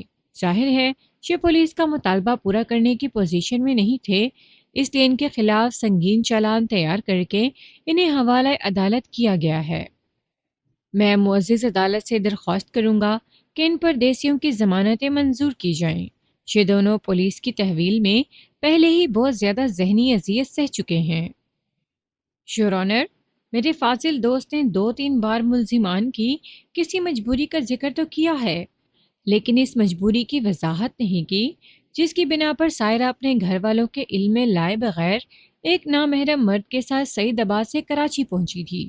وکیل صاحب، مجسٹریٹ نے سوالیہ نظر سے مجھے دیکھا، آپ کس مجبوری کی بات کر رہے ہیں؟ جناب عالی، میں نے متحمل انداز، جیسا کہ استغاثہ کی طرف سے ملزمان کی ضمانت رکوانے کے لیے سائرہ کے اغوا کی رپورٹ کا خاص طور پر تذکرہ کیا گیا ہے۔ مجھے یقین ہے میرے فاضل دوست نے اس سلسلے میں غلط بیانی سے کام نہیں لیا ہوگا۔ سعید آباد کے تھانے میں سائرہ کے باپ مراد شاہ نے اس کے اغوا کی رپورٹ درج کرائی ہوگی، جس میں شاہ نواز کو نامزد کیا گیا ہوگا۔ اسی بنا پر جناب عالی، میں سر دست اس مجبوری کا ذکر نہیں کرنا چاہتا۔ مجھے یہ خدشہ ہے کہ اگر سائرہ کی مجبوری کیس کی باقاعدہ سماعت سے پہلے ہی منظر عام پر آ گئی تو اس کے مقصد کو شدید نقصان پہنچ سکتا ہے، کیونکہ مراد شاہ سائرہ کے مقصد کی تکمیل نہیں چاہتا۔ تھوڑی دیر کو رک کر میں نے ایک آسودہ سانس خارج کی، پھر ان الفاظ میں اضافہ کیا، میں معزز عدالت سے وعدہ کرتا ہوں کہ جیسے ہی عدالتی کارروائی آگے بڑھے گی، میں سائرہ کی مجبوری کو بڑی وضاحت کے ساتھ بیان کروں گا۔ مزید آدھے گھنٹے تک مجسٹریٹ ہم دونوں کے دلائل سنتا رہا۔ سعید آباد کے تھانے میں سائرہ کے اغوا کی رپورٹ نے کام خراب کر دیا تھا۔ اگر شاہ نواز کے خلاف وہاں سائرہ کے اغوا کی رپورٹ درج نہ ہوئی ہوتی تو میں اپنے موکلین کو بآسانی ضمانت پر رہا کروا لیتا، لیکن موجودہ صورتحال میں مجھے خاطر خواہ کامیابی نہ ہو سکی اور مجسٹریٹ نے دونوں ملزمان کو جوڈیشنل ریمانڈ پر جیل بھیج دیا۔ اس کے ساتھ ہی عدالت نے پولیس کو یہ ہدایت بھی کی کہ وہ اس کیس کے باقی ماندہ امور کو بھی جلد از جلد نمٹانے کی کوشش کرے، خاص طور پر آئندہ پیشی پر سائرہ کے اغوا کے رپورٹ کے حوالے سے متعلقہ تھانے سے مکمل معلومات حاصل کی جائیں اور ہو سکے تو سائرہ کے باپ مدعی مراد شاہ کو بھی عدالت میں حاضر کرنے کے انتظامات کرے۔ مجسٹریٹ کی یہ ہدایات میری حمایت میں جاتی تھیں۔ میں اپنے موکلین کی باعزت بریت کے لیے آگے چل کر جو کچھ کرنا چاہتا تھا اس کے نتیجے میں مراد شاہ کو کراچی میں بلانا ضروری تھا، اور یہ کام غیر محسوس انداز میں خود بخود ہونے والا تھا۔ آئندہ پیشی 1 ہفتے بعد تھی۔ جب میں کسی کیس کے سلسلے میں اپنی تحقیق اور تفتیش مکمل کر کے اہم نکات اپنے ذہن میں محفوظ کر لیتا ہوں تو مجھے اطمینان حاصل ہو جاتا ہے۔ اس کیس کے معاملے میں بھی یہی ہوا تھا۔ دلچسپ بات یہ تھی کہ دونوں ملزمان کا وکیل میں ہی تھا۔ مجسٹریٹ کرسی انصاف پر آ کر بیٹھا تو عدالتی کارروائی کا آغاز ہوا۔ مجسٹریٹ نے فرد جرم پڑھ کر سنائی۔ دونوں ملزمان نے باری باری صحت جرم سے انکار کر دیا۔ اس کے بعد ان دونوں کا حلفیہ بیان ریکارڈ کیا گیا۔ یہ دیکھ کر مجھے خوشی ہوئی کہ سائرہ اور شاہ نواز نے عقل مندی کا مظاہرہ کرتے ہوئے بڑے اعتماد کے ساتھ وہی نپت اللہ بیان دیا تھا جس کی میں نے انہیں ہدایت کر رکھی تھی۔ بیانات ریکارڈ ہو جانے کے بعد وکیل استغاثہ نے بارے بارے دونوں ملزمان پر کڑی جرح کی اور چند سوالات مختلف زاویوں سے گھما پھرا کر کیے، تاہم وہ دونوں بڑی دلیری کے ساتھ وکیل مخالف کے سامنے ڈٹے رہے اور میری بتائی ہوئی راہ سے 1 انچ ادھر ادھر ہٹنے کی غلطی نہیں کی۔ اپنی باری پر میں ایکیوزڈ باکس کے قریب پہنچ گیا۔ ایک بات کا ذکر کرنا میں بھول گیا کہ اس پیشی پر سعید آباد سے دونوں ملزمان کے ورثہ بھی عدالت کے کمرے میں موجود تھے۔ متعلقہ تھانے کی پولیس نے جب سعید آباد پولیس کو آگاہ کیا تھا کہ وہاں سے اغوا ہونے والی لڑکی سائرہ اور مبینہ اغوا کار شاہ نواز کو کراچی میں گرفتار کر لیا گیا ہے تو یہ خبر ان دونوں کے ورثہ تک پہنچ چکی تھی۔ چنانچہ اس پیشی پر وہ عدالت میں موجود تھے۔ یہ ایک خوش آئند بات تھی۔ میں نے سب سے پہلے اپنے موکل شاہ نواز سے سوالات کا آغاز کیا۔ میں نے اس کی آنکھوں میں دیکھتے ہوئے پوچھا، شاہ نواز، تم سائرہ کو کتنے عرصے سے جانتے ہو؟ جناب وکیل صاحب، وہ ٹھہرے ہوئے لہجے میں بولا، ہم دونوں ایک ہی گاؤں کے رہنے والے ہیں، اس لیے یہی کہوں گا کہ میں اسے شروع ہی سے جانتا ہوں۔ جاننے سے میری مراد ہے بات چیت، میں نے ایک لفظ پر زور دیتے ہوئے کہا۔ جناب، سچی بات تو یہ ہے کہ ہم دونوں کے بیچ میل ملاپ کا سلسلہ نہ تو کبھی تھا اور نہ ہے۔ وہ معصومیت سے بولا، ہاں کچھ عرصے سے بات چیت ہونے لگی تھی۔ کتنے عرصے سے؟ میں نے استفسار کیا۔ شہی کوئی سال بھر سے، اس نے جواب دیا۔ سال بھر ہی سے کیوں؟ میں نے پوچھا۔ اس کی کوئی خاص وجہ؟ یہ وجہ خاص ہے یا نہیں میں نہیں جانتا، وہ بڑی سادگی سے بولا، لیکن جب سے میں نے دیکھا ہے کہ سائرہ ملول اور غم زدہ رہنے لگی ہے میں اس کی طرف مائل ہوا۔ اس کی افسردگی کو دیکھ کر مجھے سخت افسوس ہوتا تھا۔ میں نے جب اس سے بات چیت کا آغاز کیا تو اس کی طرف سے بھی تعاون کا مظاہرہ ہوا۔ اس طرح ہم دونوں میں گاہے بگاہے بات چیت کا سلسلہ چل نکلا۔ سائرہ اداس اور ملول رہنے لگی تھی۔ میں نے ملزم شاہ نواز کی طرف دیکھتے ہوئے ڈرامائی انداز میں کہا، اس افسردگی اور غمزدگی کا کوئی سبب بھی یقیناً ہوگا؟ جی ہاں، اس نے اس بات میں گردن ہلائی۔ کیا سبب تھا؟ میں نے پوچھا۔ اس کی مائیں، اس نے گہری سنجیدگی سے جواب دیا۔ مائیں؟ میں نے مصنوعی حیرت کا اظہار کرتے ہوئے کہا، اس بات سے تمہارا کیا مطلب ہے؟ میں سائرہ کی سوتیلی اور سگی ماں کا ذکر کر رہا ہوں سر۔ تم یہ کہنا چاہ رہے ہو کہ سائرہ کے باپ مراد شاہ نے 2 شادیاں کر رکھی ہیں؟ میں نے ڈرامائی انداز کو جاری رکھتے ہوئے سوال کیا۔ رکھی تھیں، وہ الفاظ پر زور دیتے ہوئے بولا، مگر اس وقت سائرہ کی ایک ہی ماں باقی ہے، میرا مطلب ہے سوتیلی ماں ممتاز۔ اس کی سگی ماں مختار بی بی کا 3 سال پہلے انتقال ہو گیا تھا۔ مختار بی بی کی وفات کے 1 سال بعد ہی یعنی 2 سال پہلے مراد شاہ نے ممتاز سے شادی کر لی تھی۔ وہ لمحے بھر کو سانس درست کرنے کے لیے متوقف ہوا، پھر اپنی بات مکمل کرتے ہوئے بولا، اپنی ماں کی جدائی نے سائرہ کو توڑ کر رکھ دیا تھا۔ اس کو سنبھلنے میں پورا 1 سال لگا تھا۔ پھر مراد شاہ نے دوسری شادی کر لی۔ ابتدا میں کچھ عرصہ سائرہ اور ممتاز میں تعلقات کشیدہ رہے، پھر مراد شاہ کے سمجھانے بجھانے پر معاملات نارمل ہو گئے، لیکن سائرہ کو اس بات کا بڑی شدت کے ساتھ ہمیشہ یہ احساس رہا کہ ممتاز اس کو بالکل پسند نہیں کرتی، اور یہ اکثر معاملات میں مراد شاہ بھی ممتاز ہی کا ساتھ دیتا ہے۔ وہ کھل کر نہ تو اپنی ستیلی ماں کا مقابلہ کرنے کے قابل تھی اور نہ ہی باپ کی طرف سے اسے کسی انصاف کی امید تھی، لہٰذا وہ اندر ہی اندر گھٹنے لگی۔ اس کی ذہنی حالت روز بروز بد سے بدتر ہوتی چلی گئی۔ انہی دنوں میری اس سے بات چیت شروع ہوئی تھی۔ میں نے سوچ میں ڈوبے ہوئے لہجے میں پوچھا، تو تم یہ کہنا چاہتے ہو کہ ستیلی ماں ممتاز سائرہ کے ساتھ اچھا برتاؤ نہیں کرتی؟ جی ہاں، میرا یہی مطلب ہے، اس نے اس بات میں جواب دیا۔ میں نے اپنے موکلین کے حق میں راہ ہموار کرنے کا سلسلہ جاری رکھتے ہوئے پوچھا، سائرہ کی ماں کی موت کس طرح واقع ہوئی تھی؟ مختار بیبی نے خودکشی کی تھی، اس نے بتایا۔ خودکشی؟ میں نے چونکے ہوئے لہجے میں کہا، تمہارا مطلب ہے سائرہ کی ماں کی طبعی موت نہیں ہوئی تھی؟ جی ہاں، میرا یہی مطلب ہے، اس نے جواب دیا۔ عام تاثر یہی ہے کہ مختار بی بی نے نہر میں چھلانگ لگا کر اپنی جان دے دی تھی۔ گاؤں کی نہر سے اس کی مسخ شدہ لاش برآمد ہوئی تھی۔ اوہ، میں نے ایک گہری سانس خارج کی، پھر پوچھا، کیا حقیقت بھی یہی ہے؟ حقیقت کا حال تو اللہ ہی جانتا ہے وکیل صاحب، وہ بڑی معصومیت سے بولا۔ البتہ سائرہ کو اس کہانی پر یقین نہیں ہے۔ وہ کیا کہتی ہے؟ میں نے دریافت کیا۔ اس کا خیال ہے کہ مختار بی بی نے خودکشی نہیں کی تھی، شاہ نواز نے بتایا، بلکہ اسے ایک منصوبے کے تحت قتل کر کے نہر میں پھینکا گیا تھا۔ اپنی ماں کے قاتل کی حیثیت سے سائرہ کو کس پر شک ہے؟ اس معاملے میں اس کا ذہن کسی نتیجے پر پہنچنے سے قاصر ہے۔ ٹھیک ہے، میں نے سرسری انداز میں کہا، اس سلسلے میں سائرہ ہی سے سوال کروں گا۔ تم یہ بتاؤ کہ اس سے پہلے بھی کبھی تمہارا کراچی میں آنا ہوا ہے؟ جی ہاں، 2-3 مہینے میں ایک چکر لگ جاتا ہے، اس نے جواب دیا۔ کس سلسلے میں نے پوچھا۔ یہ چکر کاروباری نوعیت کا ہوتا ہے یا محض سیر و تفریح؟ سیر و تفریح جناب، اس نے جواب دیا۔ ہم تو کھیتی باڑی کرنے والے دیہاتی لوگ ہیں۔ تم جب بھی کراچی آتے ہو تو کیا کینٹ اسٹیشن پر واقع ہوٹلوں ہی میں رکتے ہو؟ مطلب یہ کہ تمہارا قیام ہوٹل وغیرہ ہی میں ہوتا ہے؟ نہیں جناب، وہ نفی میں گردن ہلاتے ہوئے بولا، ہوٹل میں ٹھہرنے کا یہ پہلا اتفاق تھا۔ اس سے پہلے میں اپنے ایک دوست کے پاس ٹھہرا کرتا تھا۔ دوست؟ میں نے اس کی آنکھوں میں جھانکتے ہوئے کہا، تمہارے اس دوست کا نام کیا ہے اور وہ کہاں رہتا ہے؟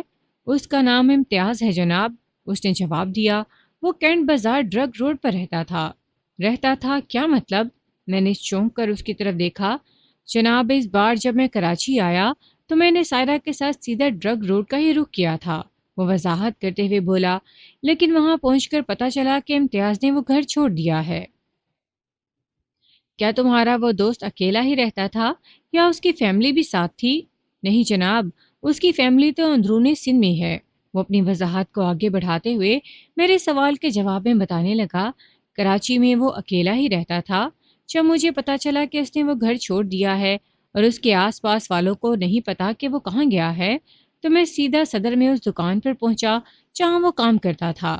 دکان کے مالک نے مجھے بتایا کہ 1 ماہ پہلے وہ یہ کام چھوڑ کر جا چکا ہے۔ اس صورتحال نے ہم دونوں کو پریشان کر دیا اور مجبوراً ہمیں کینٹ اسٹیشن پر ایک ہوٹل میں قیام کرنا پڑا، کیونکہ لمحاتی توقف کر کے اس نے گہری سانس لی، پھر ٹھہرے ہوئے لہجے میں اضافہ کرتے ہوئے بولا، کیونکہ جس مقصد کی خاطر میں سائرہ کو سعید آباد سے لے کر کراچی پہنچا تھا، اس کو حاصل کیے بغیر واپسی ممکن نہیں تھی۔ مقصد کی خاطر؟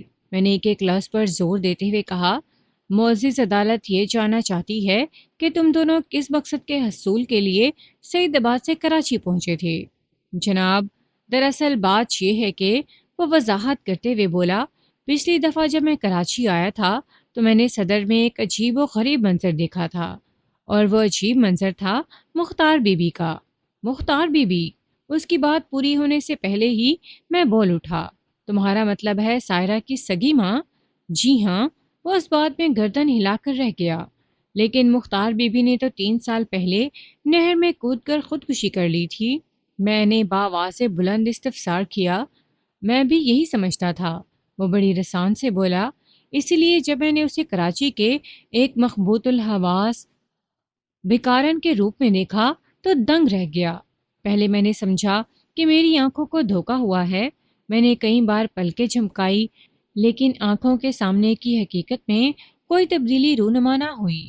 وہ ہو بہو مختار بی بی تھی۔ وہ صدر کے ایک مخصوص ایریا میں چکراتی اور بھیک مانگتی پھر رہی تھی، اور یہ ایریا تھا ایمپریس مارکیٹ کے سامنے بسوں کا اڈا۔ اوہ، میں نے ایک متاسفانہ سانس خارج کی اور پوچھا، شے معلوم ہونے کے بعد کہ سائرہ کی ماں مختار بی بی ایک بھکارن کے روپ میں صدر کے علاقے میں بھیک مانگتی پھر رہی ہے، تم نے کیا اقدام کیا؟ میں نے پہلی فرصت میں واپس سعید آباد جانے کا فیصلہ کر لیا تھا تاکہ سائرہ کو اس سنگین صورتحال سے آگاہ کر سکوں، اس نے جواب دیا، اور میں الٹے قدموں واپس چلا گیا۔ الٹے قدموں، میں نے اسی کے الفاظ دہراتے ہوئے کہا، شانی اس بار تم اپنے دوست سے بھی نہیں ملے تھے؟ جی ہاں، ایسا ہی ہے، وہ تائیدی انداز میں گردن ہلاتے ہوئے بولا۔ یہ اتنا بڑا واقعہ تھا کہ میں سب کچھ بھول گیا تھا۔ میں پہلی فرصت میں سائرہ کو یہ اطلاع دینا چاہتا تھا کہ اس کی ماں مختار بی بی زندہ ہے اور وہ کراچی میں بھیک مانگتی پھر رہی ہے۔ تم کراچی سے فوراً سعید آباد پہنچے اور سائرہ کو اس کی ماں کے بارے میں بتایا؟ میں نے اس کے چہرے پر نگاہ جماتے ہوئے کہا، اس موقع پر سائرہ کے تاثرات کیا تھے؟ اسے فوراً ہی میری بات کا یقین آ گیا تھا، اس نے جواب دیا، اور وہ اپنی ماں کو دیکھنے کے لیے مچل گئی تھی۔ وہ تو اسی لمحے اڑ کر کراچی آنا چاہتی تھی، لیکن ایسا چونکہ ممکن نہیں تھا۔ میں نے اسے سمجھایا تو بات اس کی سمجھ میں آ گئی۔ چنانچہ ہم 2-3 روز کے بعد چپ چاپ کسی کو بتائے بغیر سعید آباد سے کراچی آ گئے۔ کیا کراچی آ کر تم نے سائرہ کو اس کی ماں سے ملوا دیا تھا؟ نہیں جناب، ایسا ممکن نہیں ہو سکا، وہ مایوسی سے نفی میں گردن ہلاتے ہوئے بولا۔ کاش ایسا ہو جاتا تو آج ہم اس مصیبت میں گرفتار نہ ہوتے۔ میرا دوست امتیاز صدر میں ایک ہیئر ڈریسر کے پاس کام کرتا تھا، اور اتفاق سے اس دن ہیئر ڈریسرز کی ہفتہ وار چھٹی تھی، لہٰذا مذکورہ دکان کو بند پا کر میں نے سائرہ کے ساتھ ڈرگ روڈ کا رخ کیا تاکہ رات تو کسی محفوظ مقام پر گزار لی جائے، کل کی کل دیکھیں گے۔ جب ہم ڈرگ روڈ کینٹ بازار میں پہنچے تو ایک اور بجلی ہم پر گرنے کی منتظر تھی۔ میرا دوست امتیاز وہ گھر چھوڑ کر کہیں جا چکا تھا۔ کہاں، یہ کسی کو معلوم نہیں تھا۔ جب کوئی راستہ نظر نہ آیا تو ہمیں مجبوراً کینٹ اسٹیشن پر ایک ہوٹل میں قیام کرنا پڑا۔ اگلے روز ہم دوبارہ صدر پہنچے۔ سب سے پہلے میں ہیئر ڈریسر کی دکان پر پہنچا اور وہاں سے معلوم ہوا کہ امتیاز لگ بھگ 1 ماہ پہلے کام چھوڑ کر جا چکا تھا۔ اس کے ساتھ کام کرنے والے امتیاز کے بارے میں خاطر خواہ معلومات حاصل نہ ہو سکیں۔ وہ پورا دن ہم نے ایمپریس مارکیٹ کے سامنے اس بس سٹاپ کے مخصوص ایریا اور اس کے ارد گرد کے علاقے میں مختار بی بی کو تلاش کرتے ہوئے گزار دیا۔ تھک ہار کر رات کو واپس ہوٹل آ گئے۔ ہم سعید آباد سے کراچی 23 جولائی کو آئے تھے۔ اسی رات ہوٹل میں کمرہ لیا۔ 24 اور 25 جولائی کا پورا دن ہم مختار بی بی کی تلاش میں صدر کی خاک چھانتے رہے، اور 25 جولائی کی شام جب ہم ایک فیملی پارک میں بیٹھے ہوئے اپنے حالات پر غور کر رہے تھے تو پولیس نے ہمیں شکار کر لیا۔ شاہ نواز نے اپنی داستان غم مکمل کی تو میں اسے چھوڑ کر سائرہ کی جانب بڑھ گیا۔ اس دوران میں وہ چپ چاپ کٹہرے میں کھڑی رہی تھی۔ اس کے چہرے پر گہری سنجیدگی اور کرب کو بآسانی دیکھا اور پڑھا جا سکتا تھا۔ سائرہ، میں نے ایکیوزڈ باکس کے قریب جا کر نہایت ہی ٹھہرے ہوئے لہجے میں دریافت کیا، جب شاہ نواز نے تمہیں آ کر بتایا کہ اس نے تمہاری ماں کو کراچی کے صدر میں بھیک مانگتے دیکھا ہے؟ میں نے ان دونوں کو اس عذاب سے نکالنے کے لیے جو ڈرامہ رچایا تھا وہ اس ڈرامے کے مرکزی کردار تھے، اور مجھے خوشی اسی بات کی تھی کہ انہیں میں نے جو کچھ سمجھایا تھا انہوں نے ہو بہو اسی اسکرپٹ پر عمل کر دکھایا تھا۔ سائرہ، میں نے ایکیوزڈ باکس کے قریب جا کر نہایت ہی ٹھہرے ہوئے لہجے میں دریافت کیا، جب شاہ نواز نے تمہیں آ کر بتایا کہ اس نے تمہاری ماں کو کراچی کے صدر میں بھیک مانگتے دیکھا ہے تو تمہیں کیسا لگا تھا؟ مجھے اس بات کی بے حد خوشی ہوئی تھی، وہ بھرائی ہوئی آواز میں بولی۔ میرا دل چاہا تھا کہ میں ابھی اور اسی وقت اڑ کر اپنی ماں کے پاس پہنچ جاؤں، لیکن تمہاری ماں مختار بی بی کا تو 3 سال پہلے انتقال ہو گیا تھا۔ میں نے ٹٹولنے والی نظر سے اس کی طرف دیکھا۔ پھر تم نے کیسے یقین کر لیا کہ صدر کے علاقے میں ایمپریس مارکیٹ کے سامنے بھیک مانگنے والی وہ نیم پاگل عورت تمہاری ماں ہی ہوگی؟ مجھے فوراً اس بات کا یقین اس لیے بھی آ گیا تھا کہ میں اپنی ماں کی موت سے مطمئن نہیں تھی۔ وہ بڑے اعتماد سے بولی، میرا دل گواہی دے رہا تھا کہ میری ماں زندہ ہے اور کہیں نہ کہیں بڑی مشکلات بھری زندگی گزار رہی ہے۔ ماں کی موت کا یقین کیوں نہیں تھا تمہیں؟ میں نے تیکھے لہجے میں دریافت کیا، جبکہ پورا سعید بات اس بات کا گواہ ہے کہ تمہاری ماں نے نہر میں کود کر خودکشی کی تھی۔ اس کی لاش گاؤں کی نہر سے برآمد ہوئی تھی۔ یقین نہ ہونے کے چند وجوہات ہیں وکیل صاحب، سائرہ نے بڑے اعتماد کے ساتھ بولنا شروع کیا۔ آج سے لگ بھگ 3 سال پہلے ایک رات اچانک میری ماں گھر سے غائب ہو گئی تھی۔ ہم نے اسے پورے سعید آباد میں تلاش کیا لیکن وہ کہیں نہ ملی۔ پھر نہر میں سے اس کی لاش برآمد ہو گئی تھی۔ اس لاش کے بدن پر میری ماں کا لباس تھا، لیکن چہرہ اور ہاتھ پاؤں اس قدر مسخ ہو گئے تھے کہ ماں کی پہچان ممکن نہیں رہی تھی۔ یہی تاثر لیا گیا کہ ماں نے گھریلو حالات سے تنگ آ کر خودکشی کر لی ہے۔ گھریلو حالات سے تنگ آ کر کا کیا مطلب ہوا؟ میں نے پوچھا، کیا تمہارے گھر میں ایسے حالات تھے کہ مختار بی بی کو نہر میں کود کر اپنی جان دینا پڑتی؟ بظاہر تو ایسی کوئی بات نہیں تھی، اس نے گول بول جواب دیا۔ اور در پردہ؟ میں نے تیز لہجے میں دریافت کیا۔ میں سمجھتی ہوں کہ سب کچھ ٹھیک ٹھاک ہونے کے باوجود بھی ماں کو ایک بڑا دکھ تھا۔ وہ سنجیدہ لہجے میں بولی، کیا اس دکھ کا تعلق مختار بی بی کی ازدواجی زندگی سے تھا؟ میں نے قدم قدم اپنی منزل کی طرف بڑھتے ہوئے استفسار کیا۔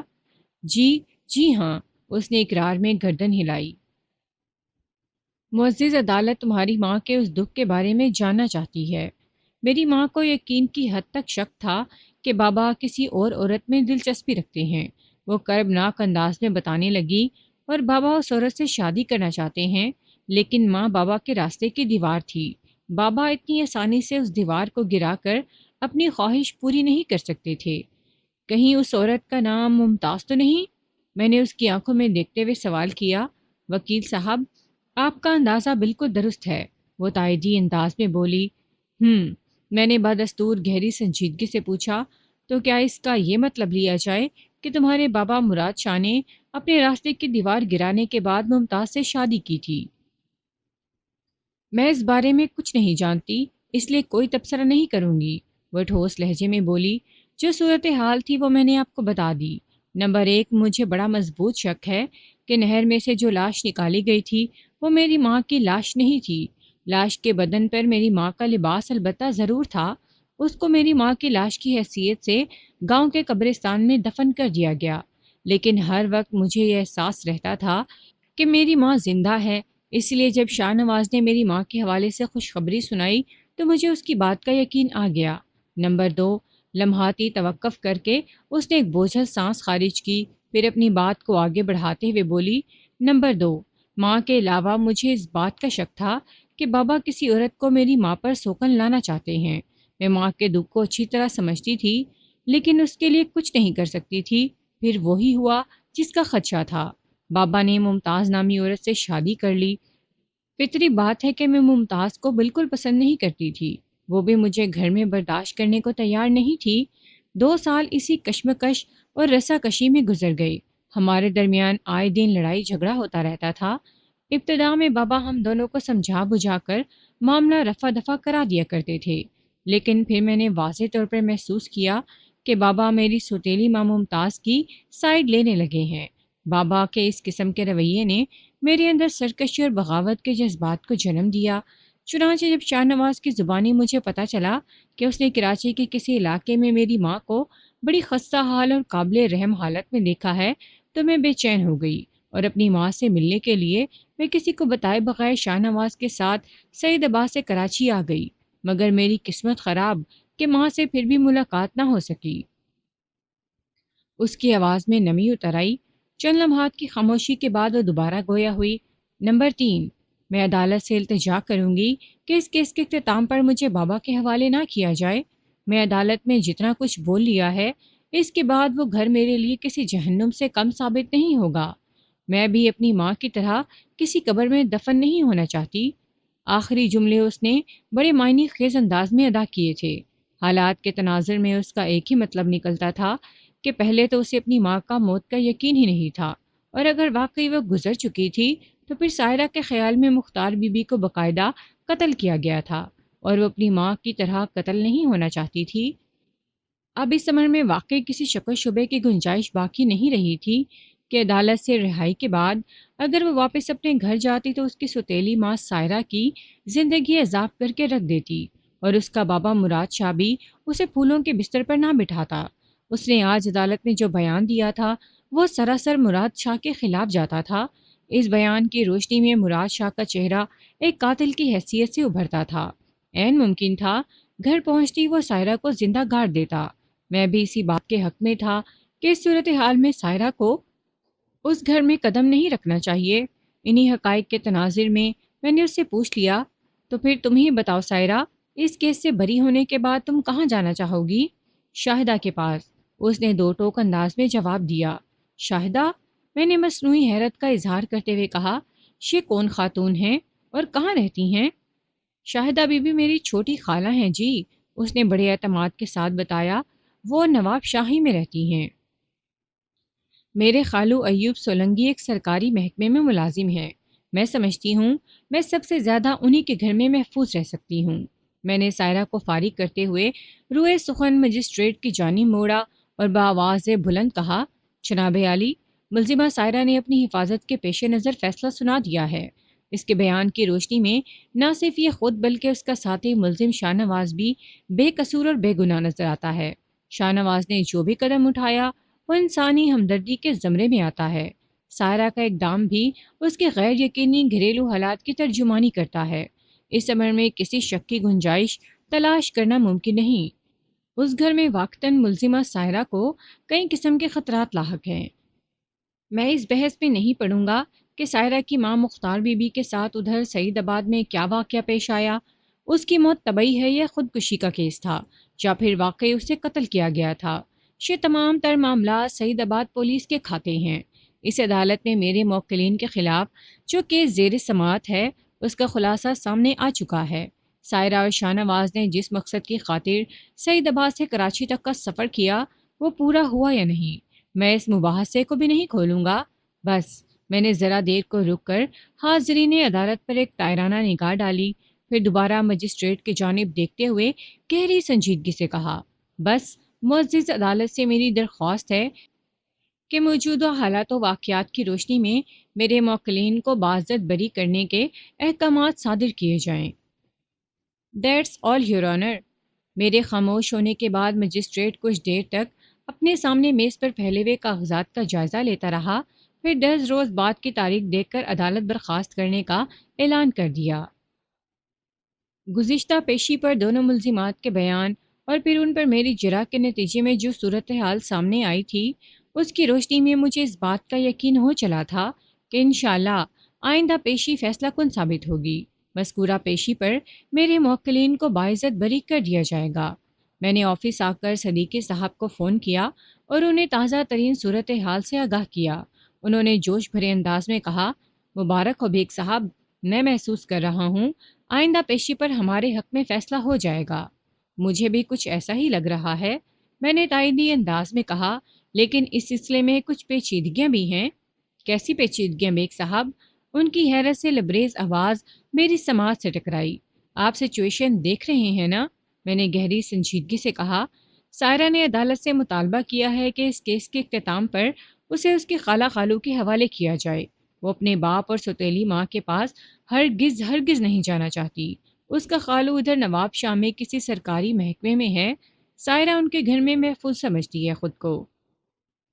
تو اس میں ایسی پریشانی والی کون سی بات ہے بیگ صاحب؟ وہ معتدل انداز میں بولے، اگلی پیشی میں ابھی 10 دن پڑے ہیں۔ آپ سائرہ سے اس کے خالو کا ایڈریس اور اس کے دفتر کا فون نمبر وغیرہ لے لیں۔ میں شاہدہ اور ایوب سولنگی کو کراچی بلانے کا بندوبست کر دوں گا۔ یہ کوئی مسئلہ نہیں ہے۔ میں آپ کو نواب شاہ والی پارٹی کا فون نمبر اور ایڈریس ارینج کر دوں گا، میں نے ٹھہرے ہوئے لہجے میں کہا۔ آپ شاہدہ اور ایوب سولنگی کو آئندہ پیشی پر عدالت بلا لیں، مگر میرے ذہن میں کچھ اور الجھن ہے۔ کیسی الجھن؟ انہوں نے پوچھا۔ ذرا کھل کر بتائیں صدیقی صاحب۔ میں چاہتا ہوں کہ رہائی کے فوراً بعد سائرہ کو اس کے خالہ خالو کی تحویل میں نہ دیا جائے۔ میں نے وضاحت کرتے ہوئے کہا، سائرہ کا باپ مراد شاہ ایک طاقتور شخص ہے، عین ممکن ہے وہ اپنا اثر و رسوخ استعمال کر کے اپنی سالی اور ساڑھو کے لیے بہت سی مشکلات کھڑی کر دے گا۔ فوری طور پر سائرہ کا اندرون سین جانا مناسب نہیں۔ بات تو آپ کی دل کو لگتی ہے، وہ تائیدی انداز میں بولے۔ اس سلسلے میں نے کچھ سوچ لیا ہے، لیکن آپ کو بتاؤں گا نہیں۔ پہلے آپ بتائیں کہ کیا چاہتے ہیں؟ میں چاہتا ہوں کہ باعزت بریت کے بعد کچھ عرصے کے لیے سائرہ ادھر کراچی ہی میں رہے، میں نے صاف گوئی کا مظاہرہ کرتے ہوئے کہا، اور اس سلسلے میں میرے ذہن میں آپ کا نام ہے۔ آپ ایک فلاحی تنظیم کے روح رواں ہیں، اور ایسے بہت سے سماجی بہبود کے اداروں سے آپ کے دوستانہ مراسم ہیں جہاں بے سہارا عورتیں اور لڑکیاں بحفاظت رہتی ہیں۔ میں سائرہ کو کچھ عرصے کے لیے کسی ایسے ہی ادارے میں رکھنا چاہتا ہوں۔ آپ نے میرے منہ کی بات چھین لی ہے بیگ صاحب، وہ مسرت بھرے لہجے میں بولا، لیکن کیا اس بات کے لیے سائرہ کے خالہ اور خالو راضی ہو جائیں گے؟ انہیں راضی کرنا میرا کام ہے، میں نے بڑے اعتماد سے کہا۔ آپ اپنی جانب کی ذمہ داری اٹھا لیں۔ ڈن، وہ ٹھوس لہجے میں بولے۔ آپ میری طرف سے ہر نوعیت کی پریشانی اور فکر کو بھول جائیں، مگر ایک اور مسئلہ بھی حل طلب ہے۔ کون سا مسئلہ؟ میں پوچھے بنا نہ رہ سکا۔ یہ بات صرف ہم دونوں اور وہ دونوں یعنی سائرہ اور شاہ نواز ہی جانتے ہیں کہ وہ عشق کے جہاز پر سوار ہو کر سعید آباد سے کراچی پہنچے تھے۔ وہ دونوں ایک دوسرے کو پسند کرتے ہیں اور شادی کے خواہاں ہیں۔ ہمارا فوکس اس وقت صرف سائرہ پر ہے۔ کیا یہ شاہ نواز کے ساتھ زیادتی نہیں ہوگی؟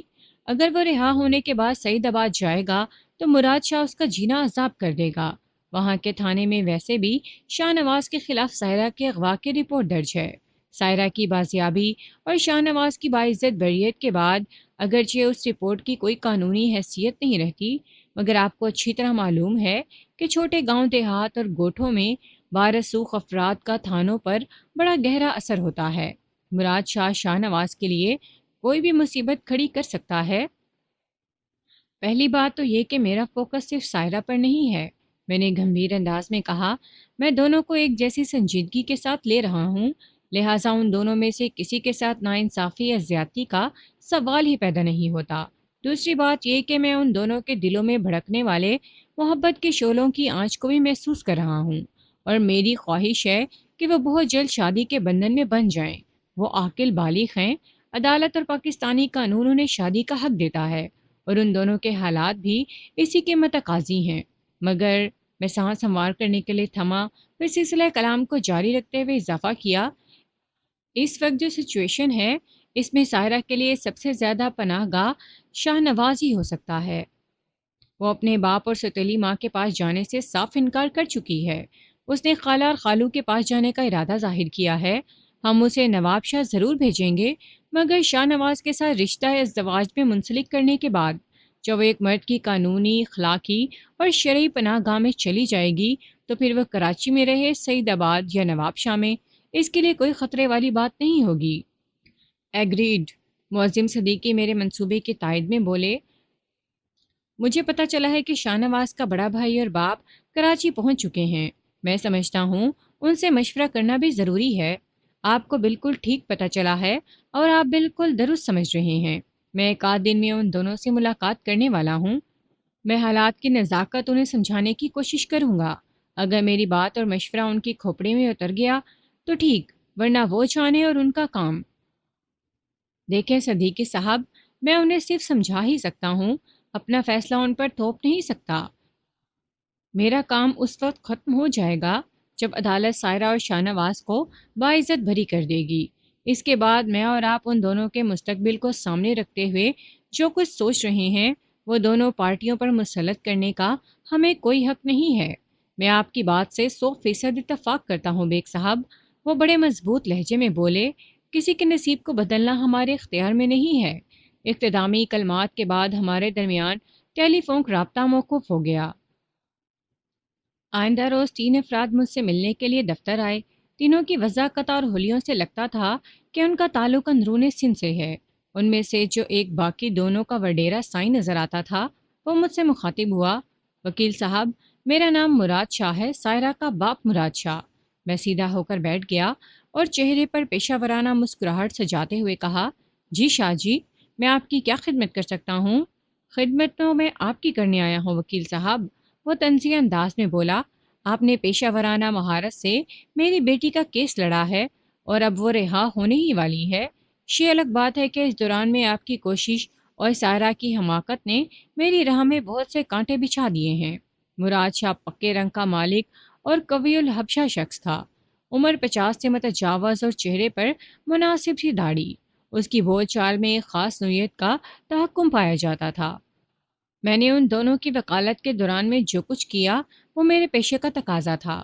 میں نے ٹھہرے ہوئے لہجے میں کہا، میرا مقصد صرف اور صرف انہیں باعزت بری کرانا تھا اور میں اپنے مقصد میں تقریباً کامیاب ہو چکا ہوں۔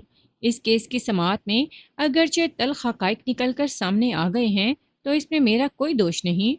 میں یہاں آپ کو دوشی ٹھہرانے نہیں آیا ہوں، اس لیے ان وضاحتوں کی قطعاً کوئی ضرورت نہیں۔ وہ سپاٹ لہجے میں بولا، اس سارے معاملے پر مٹی ڈالیں اور آپ اس کیس سے دستبردار ہو جائیں۔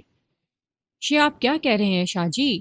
میں نے چونکے ہوئے لہجے میں کہا، کیس اس وقت آخری مراحل میں ہے، میں اس سے الگ کیسے ہو سکتا ہوں؟ کیا قانون اس بات کی اجازت نہیں دیتا؟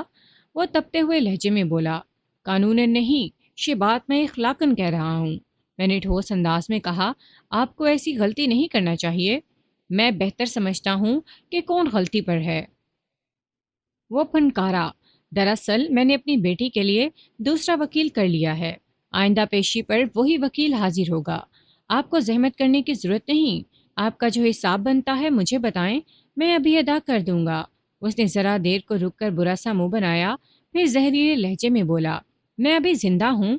سائرہ کی رہائی کے لیے ایک چھوڑ 10 وکیل کر سکتا ہوں۔ میں اس کے لیے بڑے چوٹی کے وکیل کا انتخاب کیا ہے۔ وہ استغاثہ کا جنازہ نکال دے گا۔ میری بیٹی کوئی لاوارث نہیں ہے کہ فلاحی اداروں کے وکیل اس کا کیس لڑیں۔ یہ اس نے سراسر مجھ پر چوٹ کی تھی۔ میں نے بڑے تحمل سے اس کے وار کو پیا اور معتدل انداز میں کہا، نمبر 1، میں کسی فلاحی یا سماجی ادارے کا وکیل نہیں ہوں شاہ جی۔ نمبر 2، یہ کیس میں نے پیسوں کے لالچ میں نہیں پکڑا، اس لیے آپ میرا حساب چکتا کرنے کا خیال ذہن سے نکال دیں۔ نمبر 3، ایک بات میری دھیان سے سن لیں کہ آپ کی بیٹی کی بہتری اسی میں ہے کہ دونوں ملزمان کا وکیل ایک ہی ہو۔ پولیس نے ان پر گھر سے بھاگنے، ہوٹل کے ایک کمرے میں ٹھہر کر رنگ رلیاں منانے اور کھلے عام فحش حرکات کرنے کا کیس بنایا ہے، اور اس فعل میں دونوں فریقین کی رضامندی شامل ہے۔ اگر دونوں کے وکیل الگ الگ ہوئے تو بہت سی قانونی پیچیدگیاں پیدا ہو جائیں گی۔ بہرحال آپ کی مرضی ہے۔ وکیل صاحب، میں آپ کے پاس قانون کی باریکیاں سمجھنے نہیں آیا ہوں۔ وہ سلگتے ہوئے لہجے میں بولا، میں اپنی بیٹی کا فائدہ نقصان بڑی اچھی طرح سمجھ سکتا ہوں۔ ایوب سولنگی ہمیشہ سے میرا دشمن رہا ہے۔ مجھے شک ہے کہ آپ نے اس سے کوئی تگڑی رقم پکڑ کر کیس کو میری مخالفت میں ہموار کیا ہے تاکہ سائرہ رہا ہو کر نواب شاہ پہنچ جائے اور میں بیٹی سے محرومی کے ساتھ ہی مختلف نوعیت کی قانونی پیچیدگیوں میں الجھ جاؤں۔ آپ ایک بدگمان اور عاقبت ناندیش انسان ہیں۔ میں نے افسوسناک انداز میں گردن ہلاتے ہوئے کہا، آپ کو اپنی بیٹی کا ذرا بھی خیال نہیں ہے شاہ جی؟ وہ میرے سوال کا جواب دینے کے بجائے سنسناتے ہوئے لہجے میں بولا، ہم خاندانی لوگ ہیں وکیل صاحب۔ شاہ نواز اور اس کا خاندان میرے برابر کھڑے ہونے کے بھی لائق نہیں۔ میں اس کمینے کو ایسا فٹ کراؤں گا کہ اس کی اگلی پچھلے 7 نسلیں یاد رکھیں گی۔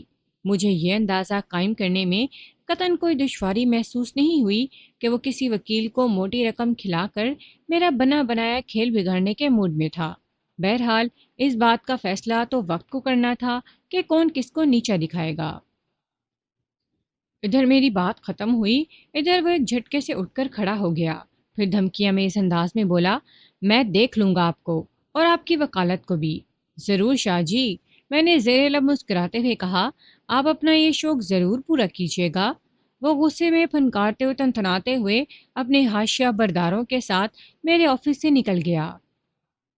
میں نے اب تک جو کچھ کیا اور جو کچھ کہا اس کا ایک ہی مقصد تھا، شانی قانون کے تقاضے پورے کرنا، اور اس سلسلے میں مجھے کسی کی پرواہ نہیں تھی۔ مراد شاہ جیسے کردار میں نے بہت دیکھے تھے۔ آئندہ پیشی سے پہلے میں نے اپنے ذرائع استعمال کر کے سائرہ کے خالو ایوب سے نواب شاہ میں رابطہ قائم کر لیا۔ وہ ایک سرکاری محکمے میں اچھی پوسٹ پر فائز تھا۔ میں نے اسے صورتحال سے آگاہ کیا اور کہا، سولنگی صاحب، آپ کو آئندہ پیشی پر کراچی میں ہونا چاہیے۔ ہمارے بیچ یہ گفتگو بذریعہ ٹیلی فون ہو رہی تھی۔ اس نے پوچھا، وکیل صاحب، اگلی پیشی کب ہے؟ میں نے اسے پیشی کی تاریخ بتا دی۔ اس نے کہا ٹھیک ہے، میں پیشی سے ایک دن پہلے کراچی پہنچ جاؤں گا اور پیشی پہ عدالت میں موجود رہوں گا، لیکن یہ معاملہ خاصا حساس ہے۔ جی بالکل، حساس تو ہے، میں نے تائیدی انداز میں کہا۔ مراد شاہ سے میری 1 to 1 ملاقات ہو چکی ہے۔ وہ میرے آفس میں مجھ پر دھونس جمانے آیا تھا۔ اس کے ارادے خاصے خطرناک دکھائی دیتے تھے۔ مراد شاہ کی خطرناکی کو تو میں نمٹ لوں گا، وہ متذبذب انداز میں بولا۔ اصل مسئلہ کچھ اور ہے۔ کون سا مسئلہ؟ میں پوچھے بنا نہ رہ سکا۔ میرا اشارہ سائرہ کی طرف ہے، وہ وضاحت کرتے ہوئے بولا۔ اگر وہ عدالت میں اپنے باپ کو دیکھ کر اس کے رعب میں آ گئی اور اس کے ارادے کمزور پڑ گئے تو سارا کھیل بگڑ جائے گا۔ مجھے یقین ہے وہ کمزور نہیں پڑے گی، میں نے پروسوک لہجے میں کہا۔ میں جانتا ہوں وہ مراد شاہ کو اپنی ماں مختار کا قاتل سمجھتی ہے، اور اسے یہ بھی اچھی طرح معلوم ہے کہ اگر وہ واپس مراد شاہ کے ساتھ سعید آباد چلی گئی تو پھر اس کا انجام مختار سے بھی زیادہ حسرت ناک ہوگا۔ چلیں دیکھتے ہیں، وہ پرخیال انداز میں بولا۔ جو بھی ہوگا بھگت لیں گے۔ ہمارے بیچ مزید 10-15 منٹ تک ٹیلی فون گفتگو کا سلسلہ جاری رہا، پھر میں نے اسے ضروری ہدایت دینے کے بعد اللہ حافظ کہہ دیا۔ اگلی پیشی سے پہلے میں نے معظم صدیقی سے بھی ایک تفصیلی ملاقات کی اور ہم نے آئندہ کا لائحہ عمل تیار کر لیا۔ آئندہ پیشی سے پہلے ایک روز شاہ نواز کا بڑا بھائی رب نواز اور باپ اللہ بخش مجھ سے ملنے دفتر آئے۔ ان کے چہروں سے سادگی اور مخصوص دیہاتی پن جھلکتا تھا، تاہم اس جھلک میں پریشانی اور فکر مندی کی بھی بہتات تھی۔ اللہ بخش سعید آباد کا ایک چھوٹا زمیندار تھا۔ رسمی الیک سلیک کے بعد رب نواز نے کہا، وکیل صاحب، یہ بیٹھی بٹھائے شاہ نواز کس مصیبت میں پھنس گیا ہے؟ اگر ہمیں پتا ہوتا کہ وہ مراد شاہ کی بیٹی کے ساتھ کراچی جا رہا ہے تو ہم اسے یہ قدم کبھی نہ اٹھانے دیتے۔ مراد شاہ بہت ہی طاقتور اور خطرناک شخص ہے، ہم اس کا مقابلہ نہیں کر سکتے۔ ادھر سعید آباد کے تھانے میں مراد شاہ نے شاہ نواز کے خلاف اپنی بیٹی کے اغوا کی رپورٹ بھی درج کروا رکھی ہے۔ اللہ بخش روحان سے لہجے میں بولا، آپ ہی بتائیں ہم اس مشکل سے کیسے نکلیں؟ ایک بات تو اچھی طرح ذہن نشین کر لیں، میں نے باری باری ان کی آنکھوں میں دیکھتے ہوئے کہا۔ شاہ نواز نے سائرہ کو اغوا کیا ہے اور نہ ہی عاشقی معشوقی کا کوئی قصہ ہے۔ پھر کیا ہے یہ؟ رب نواز نے حیرت بھرے انداز میں پلکیں جھپکائیں۔ سعید آباد میں بعض لوگوں کو یہ بات معلوم ہے کہ سائرہ اور شاہ نواز آپس میں ملتے رہے ہیں اور ان کے بیچ کوئی تعلق بھی ہے۔ ہم لوگوں کی زبان تو نہیں پکڑ سکتے نا؟ کسی کی زبان پکڑنے کی ضرورت بھی نہیں، میں نے مصلحت کوشی سے کام لیتے ہوئے کہا۔ جہاں تک سائرہ اور شاہ نواز کے بیچ تعلقات کی بات ہے تو آپ اسے ہمدردی کا رشتہ سمجھ لیں۔ ہمدردی کا رشتہ؟ رب نواز نے الجھن زدہ نظر سے مجھے دیکھا۔ ہاں، میں نے اس بات میں گردن ہلائی، اور یہی ہمدردی کا رشتہ ان دونوں کو سعید آباد سے کھینچ کر کراچی لایا ہے۔ میری تو کچھ سمجھ میں نہیں آ رہا۔ اللہ بخش کی پریشانی میں بے پناہ اضافہ ہو گیا۔ رب نواز التجا میں اس انداز میں بولا، وکیل صاحب، آپ ہماری آسانی کے لیے تھوڑی وضاحت کر دیں۔ میں سمجھاتا ہوں، میں نے دوستانہ انداز میں کہا۔ آئندہ 10 منٹ میں نے انہیں سائرہ کی والدہ مختار بی بی کی بھکارن کے روپ میں کراچی میں موجودگی، شاہ نواز کا مختار بی بی کو صدر کے علاقے میں دیکھنا، سائرہ کو اس کی ماں کے بارے میں بتانا، پھر ان کا ایک ساتھ مختار بی بی کی تلاش میں کراچی آنا کے حوالے سے تمام تر کہانی مختصر مگر جامع الفاظ میں سنا دی، جس میں ان دونوں کا ہوٹل کے ایک ہی کمرے میں قیام، شاہ نواز کے دوست کی تلاش اور پارک میں ان کی گرفتاری کے واقعات بھی شامل تھے۔ پوری بات سننے کے بعد رب نواز نے تشویش بھرے لہجے میں کہا، وکیل صاحب، آپ تو بڑی خطرناک باتیں کر رہے ہیں۔ ان حالات میں شاہ نواز کس طرح چھوٹے گا؟ آپ لوگ پریشان نہ ہوں، میں نے تسلی بھرے لہجے میں کہا، سب ٹھیک ہو جائے گا۔ بس جیسا میں کہوں آپ لوگ ویسا ہی کرتے جائیں۔ آپ حکم کریں وکیل صاحب، اللہ بخش گہری سنجیدگی سے بولا۔ میں صورتحال کی نزاکت اور سنگینی کی مناسبت سے انہیں ہدایات دینے لگا۔ وہ ہماتن گوش ہو گئے۔ منظر اسی عدالت کا تھا اور ملزمان والے کٹہرے میں سائرہ اور شاہ نواز سر جھکائے کھڑے تھے۔ انہوں نے در حقیقت کوئی جرم نہیں کیا تھا، لیکن وہ جس نوعیت کے حالات کا شکار ہو کر یہاں تک پہنچے تھے، اس سفر نے انہیں بہت تھکا دیا تھا۔ وہ بہت ٹوٹے ہوئے دکھائی دیتے تھے، تاہم میری رہنمائی نے ان کے اندر زندگی کی کرن کو مرنے نہیں دیا تھا۔ اب تک انہوں نے میری ہدایت کے مطابق عمل کیا تھا اور مجھے امید تھی کہ وہ آئندہ بھی مایوس نہیں کریں گے۔ معظم صدیقی کی فلاحی تنظیم کے پلیٹ فارم سے میں سائرہ اور شاہ نواز کا وکیل مقرر ہوا تھا۔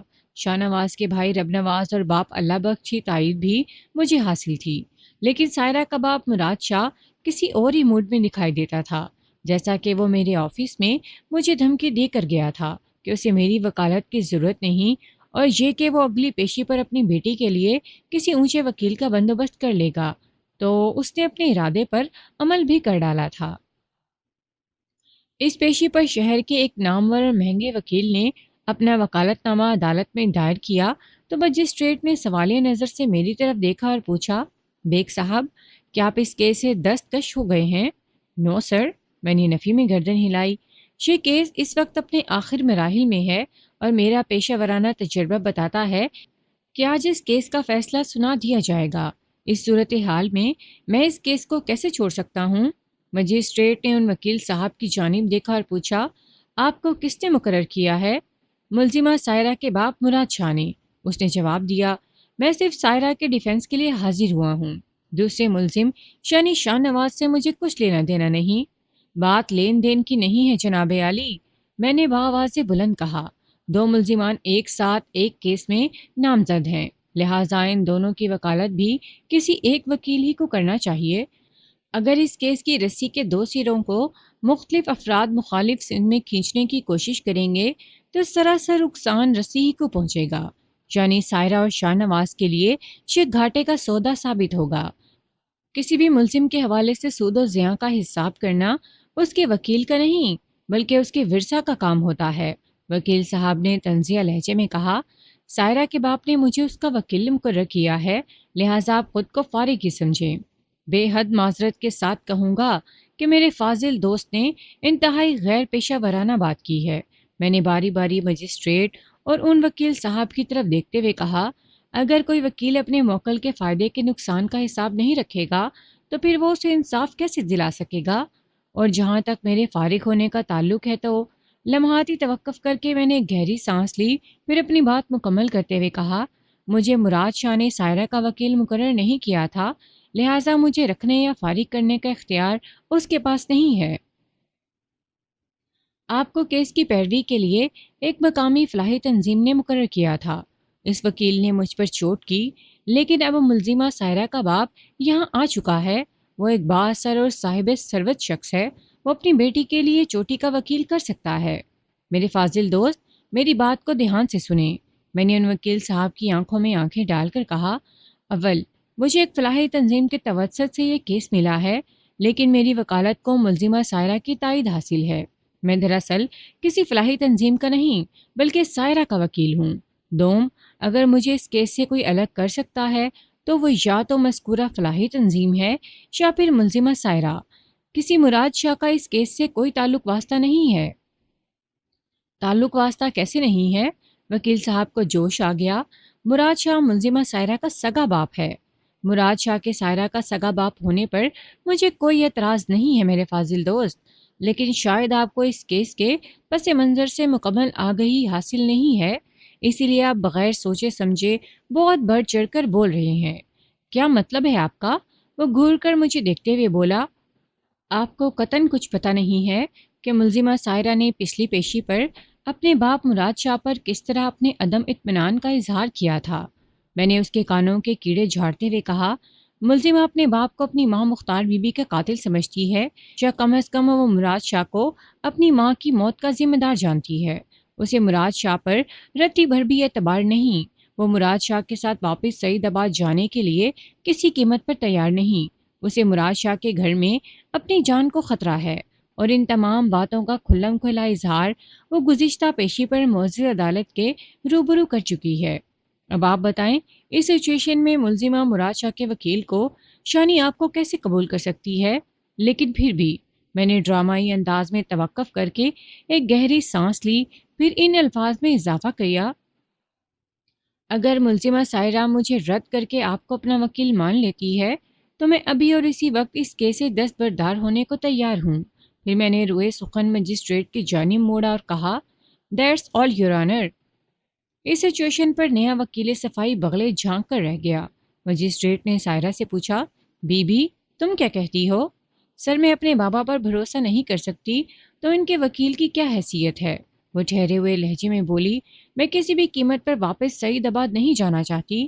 وہاں میری جان کی دشمن میری سوتیلی ماں ممتاز موجود ہے۔ اس سازشی عورت نے میری ماں کو راہ سے ہٹا کر میرے بابا کے دل و دماغ پر قبضہ کیا ہے۔ مجھے نہیں جانا وہاں۔ وہ جذباتی ہو گئی، ورنہ میرا بھی وہی حشر ہوگا جو میری ماں کا ہوا۔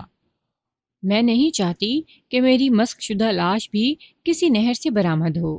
پچھلی پیشی پر میں اپنے دلائل کے زور پر عدالتی کارروائی کو اس منزل پر لے آیا تھا کہ جس کے بعد فیصلہ میرے حق میں، یعنی میرے موکلین کے حق ہی میں ہونا تھا۔ بیگ صاحب، مجسٹریٹ نے مجھ سے مخاطب ہوتے ہوئے کہا، گزشتہ پیشی پر ملزمہ سائرہ بی بی نے عدالت سے درخواست کی تھی کہ اسے اس کی خالہ شاہدہ کے حوالے کر دیا جائے۔ اس سلسلے میں آپ نے کیا انتظام کیا ہے؟ جناب عالی، ملزمہ سائرہ کا خالو ایوب سولنگی اس وقت عدالت کے کمرے میں موجود ہے۔ میں نے بڑی رسان سے جواب دیا۔ ایوب سولنگی کا تعلق نواب شاہ سے ہے اور وہ ایک سرکاری محکمے سے وابستہ ہے۔ سائرہ بی بی، مجسٹریٹ نے میری موکلہ سے مخاطب ہوتے ہوئے کہا، کیا یہ تمہارا آخری فیصلہ ہے کہ تمہیں تمہارے خالو اور خالہ کے حوالے کر دیا جائے؟ جی بالکل۔ سائرہ نے اس بات میں گردن ہلائی، میرے لیے اس سے زیادہ محفوظ پناہ گاہ اس دنیا میں اور کوئی نہیں ہو سکتی، لیکن یہ مجھے ہرگز منظور نہیں ہے۔ یہ آواز مراد شاہ کی تھی۔ وہ بھی عدالت کے کمرے میں موجود تھا اور عدالتی کارروائی کو سماعت کر رہا تھا۔ اس نے اس کیس کو اپنے ہاتھ میں لینے کے لیے سائرہ کے لیے چوٹی کے ایک وکیل کا انتظام کیا تھا، لیکن میں نے اپنے دلائل کی مدد سے اس کی سازش کی دھاڑ لگی چھری کو پتھر پر دے مارا تھا۔ آپ کو جو کچھ کہنا ہے یہاں آ کر کہیں۔ مجسٹریٹ نے وٹنس باکس کی جانب اشارہ کرتے ہوئے مراد شاہ سے کہا۔ 1 منٹ کے بعد مراد شاہ گواہوں والے کٹہرے میں کھڑا عدالت سے درخواست کر رہا تھا، جناب عالی، وقت بہت ظالم اور میری بیٹی بہت نادان ہے۔ میرے دشمن ایوب سولنگی نے ایک گہری سازش کے ذریعے سائرہ کو مجھ سے دور کر دیا ہے۔ عدالت کو اس حقیقت کا علم نہیں کہ میری اور سولنگی کی بہت پرانی دشمنی ہے۔ مجھے شک ہے کہ شاہ نواز سولنگی کا ایک مہرا ہے۔ اس کمینے بدذات نے میری بچی کو ورغلایا ہے۔ یہ اسے مختار بی بی کے بارے میں ایک من گھڑت کہانی سنا کر کراچی لے آیا۔ یہ تو بہت اچھا ہوا کہ دونوں پولیس کے ہتھے چڑھ گئے، ورنہ پتہ نہیں سولنگی شاہ نواز کے ذریعے میری عزت کو کہاں کہاں اچھالتا۔ میں معزز عدالت سے منت کروں گا کہ میری بچی کو میرے ساتھ بھیجیں یا نہ بھیجیں، لیکن اسے میرے دشمن کی تحویل میں بھی نہ دیں۔ میرا اشارہ ایوب سولنگی کی جانب ہے۔ صورتحال میں خاصی تبدیلی آ گئی تھی اور اس تبدیلی میں شاہ نواز کی درخواست نے مزید اضافہ کر دیا۔ شاہ نواز نے مجسٹریٹ کی جانب دیکھتے ہوئے کہا، سر، میں عدالت سے کچھ کہنا چاہتا ہوں۔ ہاں بولو، تمہیں کیا کہنا ہے؟ مجسٹریٹ نے سوال کیا۔ جناب، میں ہاتھ جوڑ کر آپ سے منت کرتا ہوں کہ ہمیں ایوب سولنگی کے حوالے نہ کیا جائے۔ وہ گہری سنجیدگی سے بولا، اس کا یہ مطلب نہیں کہ میں مراد شاہ کی حمایت یا ایوب سولنگی کی مخالفت کر رہا ہوں، بلکہ اس کے پیچھے ایک نکتہ چھپا ہوا ہے۔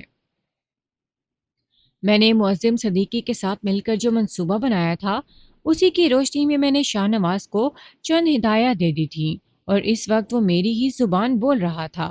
کیسا نکتہ؟ مجسٹریٹ نے شاہ نواز سے استفسار کیا۔ جناب عالی، میں شاہ جی کی طاقت اور اختیار سے اچھی طرح واقف ہوں اور ان کی طاقت اور اختیار کے درجنوں مظاہرے میں نے اپنی آنکھوں سے دیکھ رکھے ہیں۔ وہ پراعتماد لہجے میں بولا، اگر مجھے میرے والدین کے حوالے کر دیا گیا اور سائرہ کو اس کے خالہ خالو کے سپرد کر دیا گیا تو ہم دونوں میں سے کوئی بھی زندہ نہیں بچے گا۔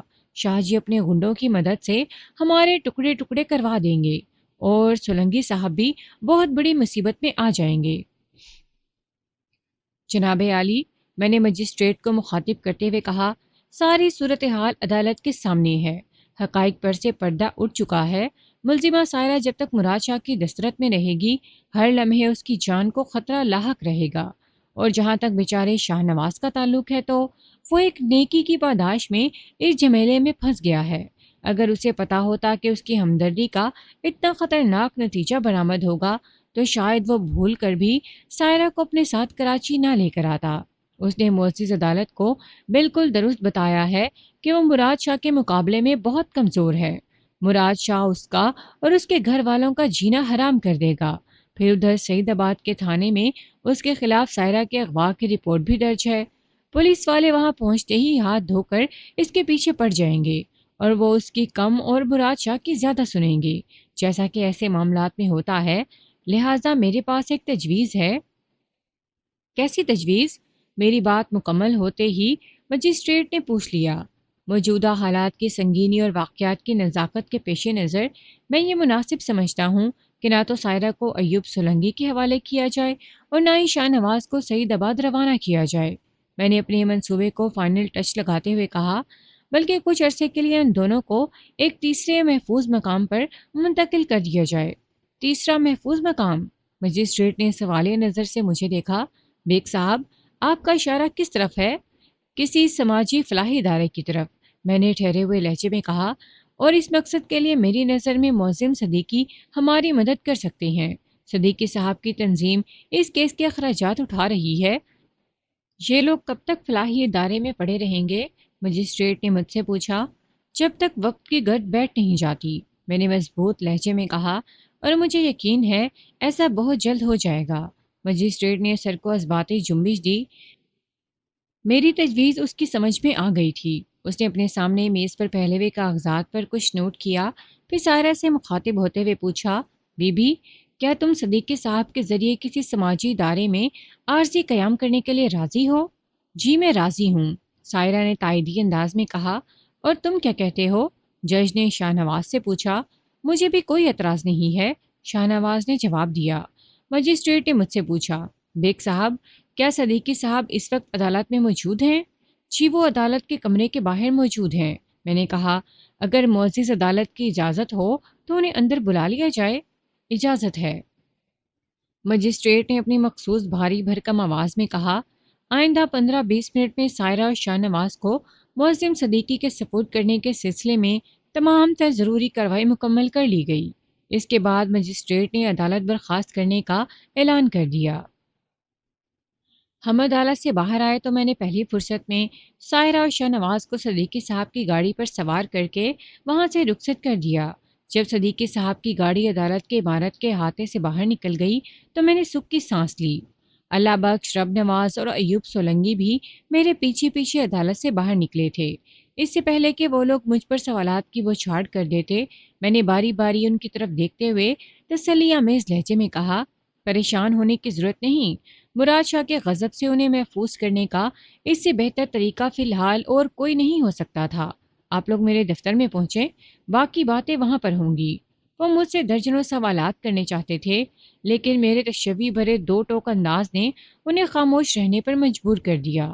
وہ عدالت کے کمرے میں میری کارکردگی کا چشمدید مظاہرہ دیکھ چکے تھے، لہٰذا انہیں مجھ پر بھروسہ تھا۔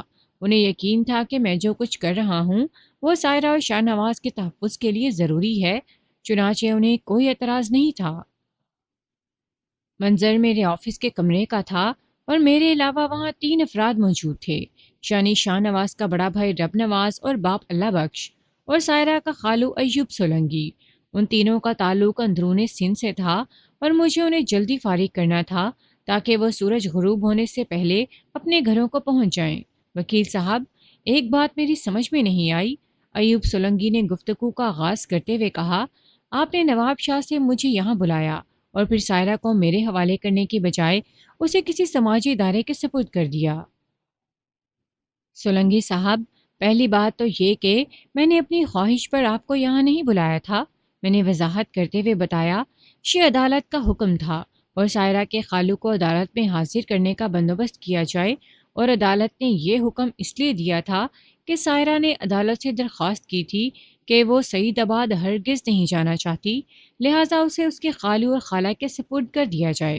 دوسری بات یہ کہ اس کیس میں صرف سائرہ ہی نہیں بلکہ شاہ نواز بھی نامزد تھا۔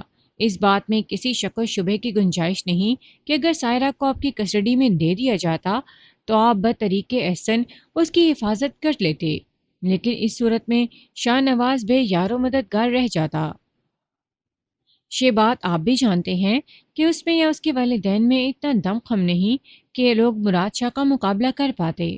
مجھے یقین ہے کہ اگر شاہ نواز سعید آباد چلا جاتا تو پھر کوئی اس کی زندگی کی ضمانت نہیں دے سکتا تھا۔ یہ تو آپ بالکل ٹھیک کہہ رہے ہیں، رب نواز نے تائیدی انداز میں کہا۔ ایوب سولنگی نے مجھ سے اتفاق کرتے ہوئے اسبات میں گردن ہلائی اور پوچھا، آپ کے ذہن میں کیا ہے؟ آئندہ کے بارے میں آپ نے کیا سوچ رکھا ہے؟ میرے ذہن میں سائرہ اور شاہ نواز کا دائمی تحفظ ہے، میں نے صاف گوئی کا مظاہرہ کرتے ہوئے کہا۔ یہ لوگ جتنی جلدی ایک ہو جائیں اتنا ہی اچھا ہے، اور میں نے اسی مقصد کے لیے انہیں کچھ عرصے تک کراچی میں روکنے کا پروگرام بنایا ہے۔ مطلب یہ کہ آپ ان کی شادی کے بارے میں سوچ رہے ہیں؟ سلنگی نے اضطراری لہجے میں استفسار کیا۔ یہ سوچ ان دونوں کی ہے، میں تو ان کی اس نیک سوچ کو عملی شکل دینے کی کوشش کر رہا ہوں، میں نے گہری سنجیدگی سے کہا۔ وہ آپ نے سنا ہے نا، ایک ایک اور دو 11، تو اس کا مطلب یہ ہوا کہ ادھر گاؤں میں کچھ لوگوں کا خیال درست تھا کہ سائرہ اور شاہ نواز ایک دوسرے کو پسند کرتے ہیں۔ رب نواز نے سسراتی ہوئی آواز میں کہا، جی دونوں کی پسندیدگی تک تو یہ خیال درست ہے، لیکن اگر کوئی یہ سوچ رہا ہے کہ شاہ نواز نے سائرہ کو اغوا کیا ہے یا سائرہ شاہ نواز کے ساتھ گھر سے بھاگ کر کراچی آئی ہے، تو ایسی سوچ سراسر غلط ہوگی۔ میں نے اپنے موکلین کا مورال بند کرنے کی کوشش کرتے ہوئے کہا، حقیقت یہی ہے کہ شاہ نواز نے کراچی کے صدر کے علاقے میں ایک ایسی بھکارن کو دیکھا تھا جو ہو بہو سائرہ کی ماں شنی مختار بی بی جیسی تھی۔ شاہ نواز نے جب سائرہ سے اس کا ذکر کیا تو اپنی ماں کو دیکھنے کے لیے بے چین ہو گئی، چنانچہ یہ لوگ چپ چاپ کراچی چلے آئے، لیکن بدقسمتی سے پے در پہ مشکلات میں گھرتے چلے گئے اور بالآخر پولیس کے ہتھے چڑھ گئے۔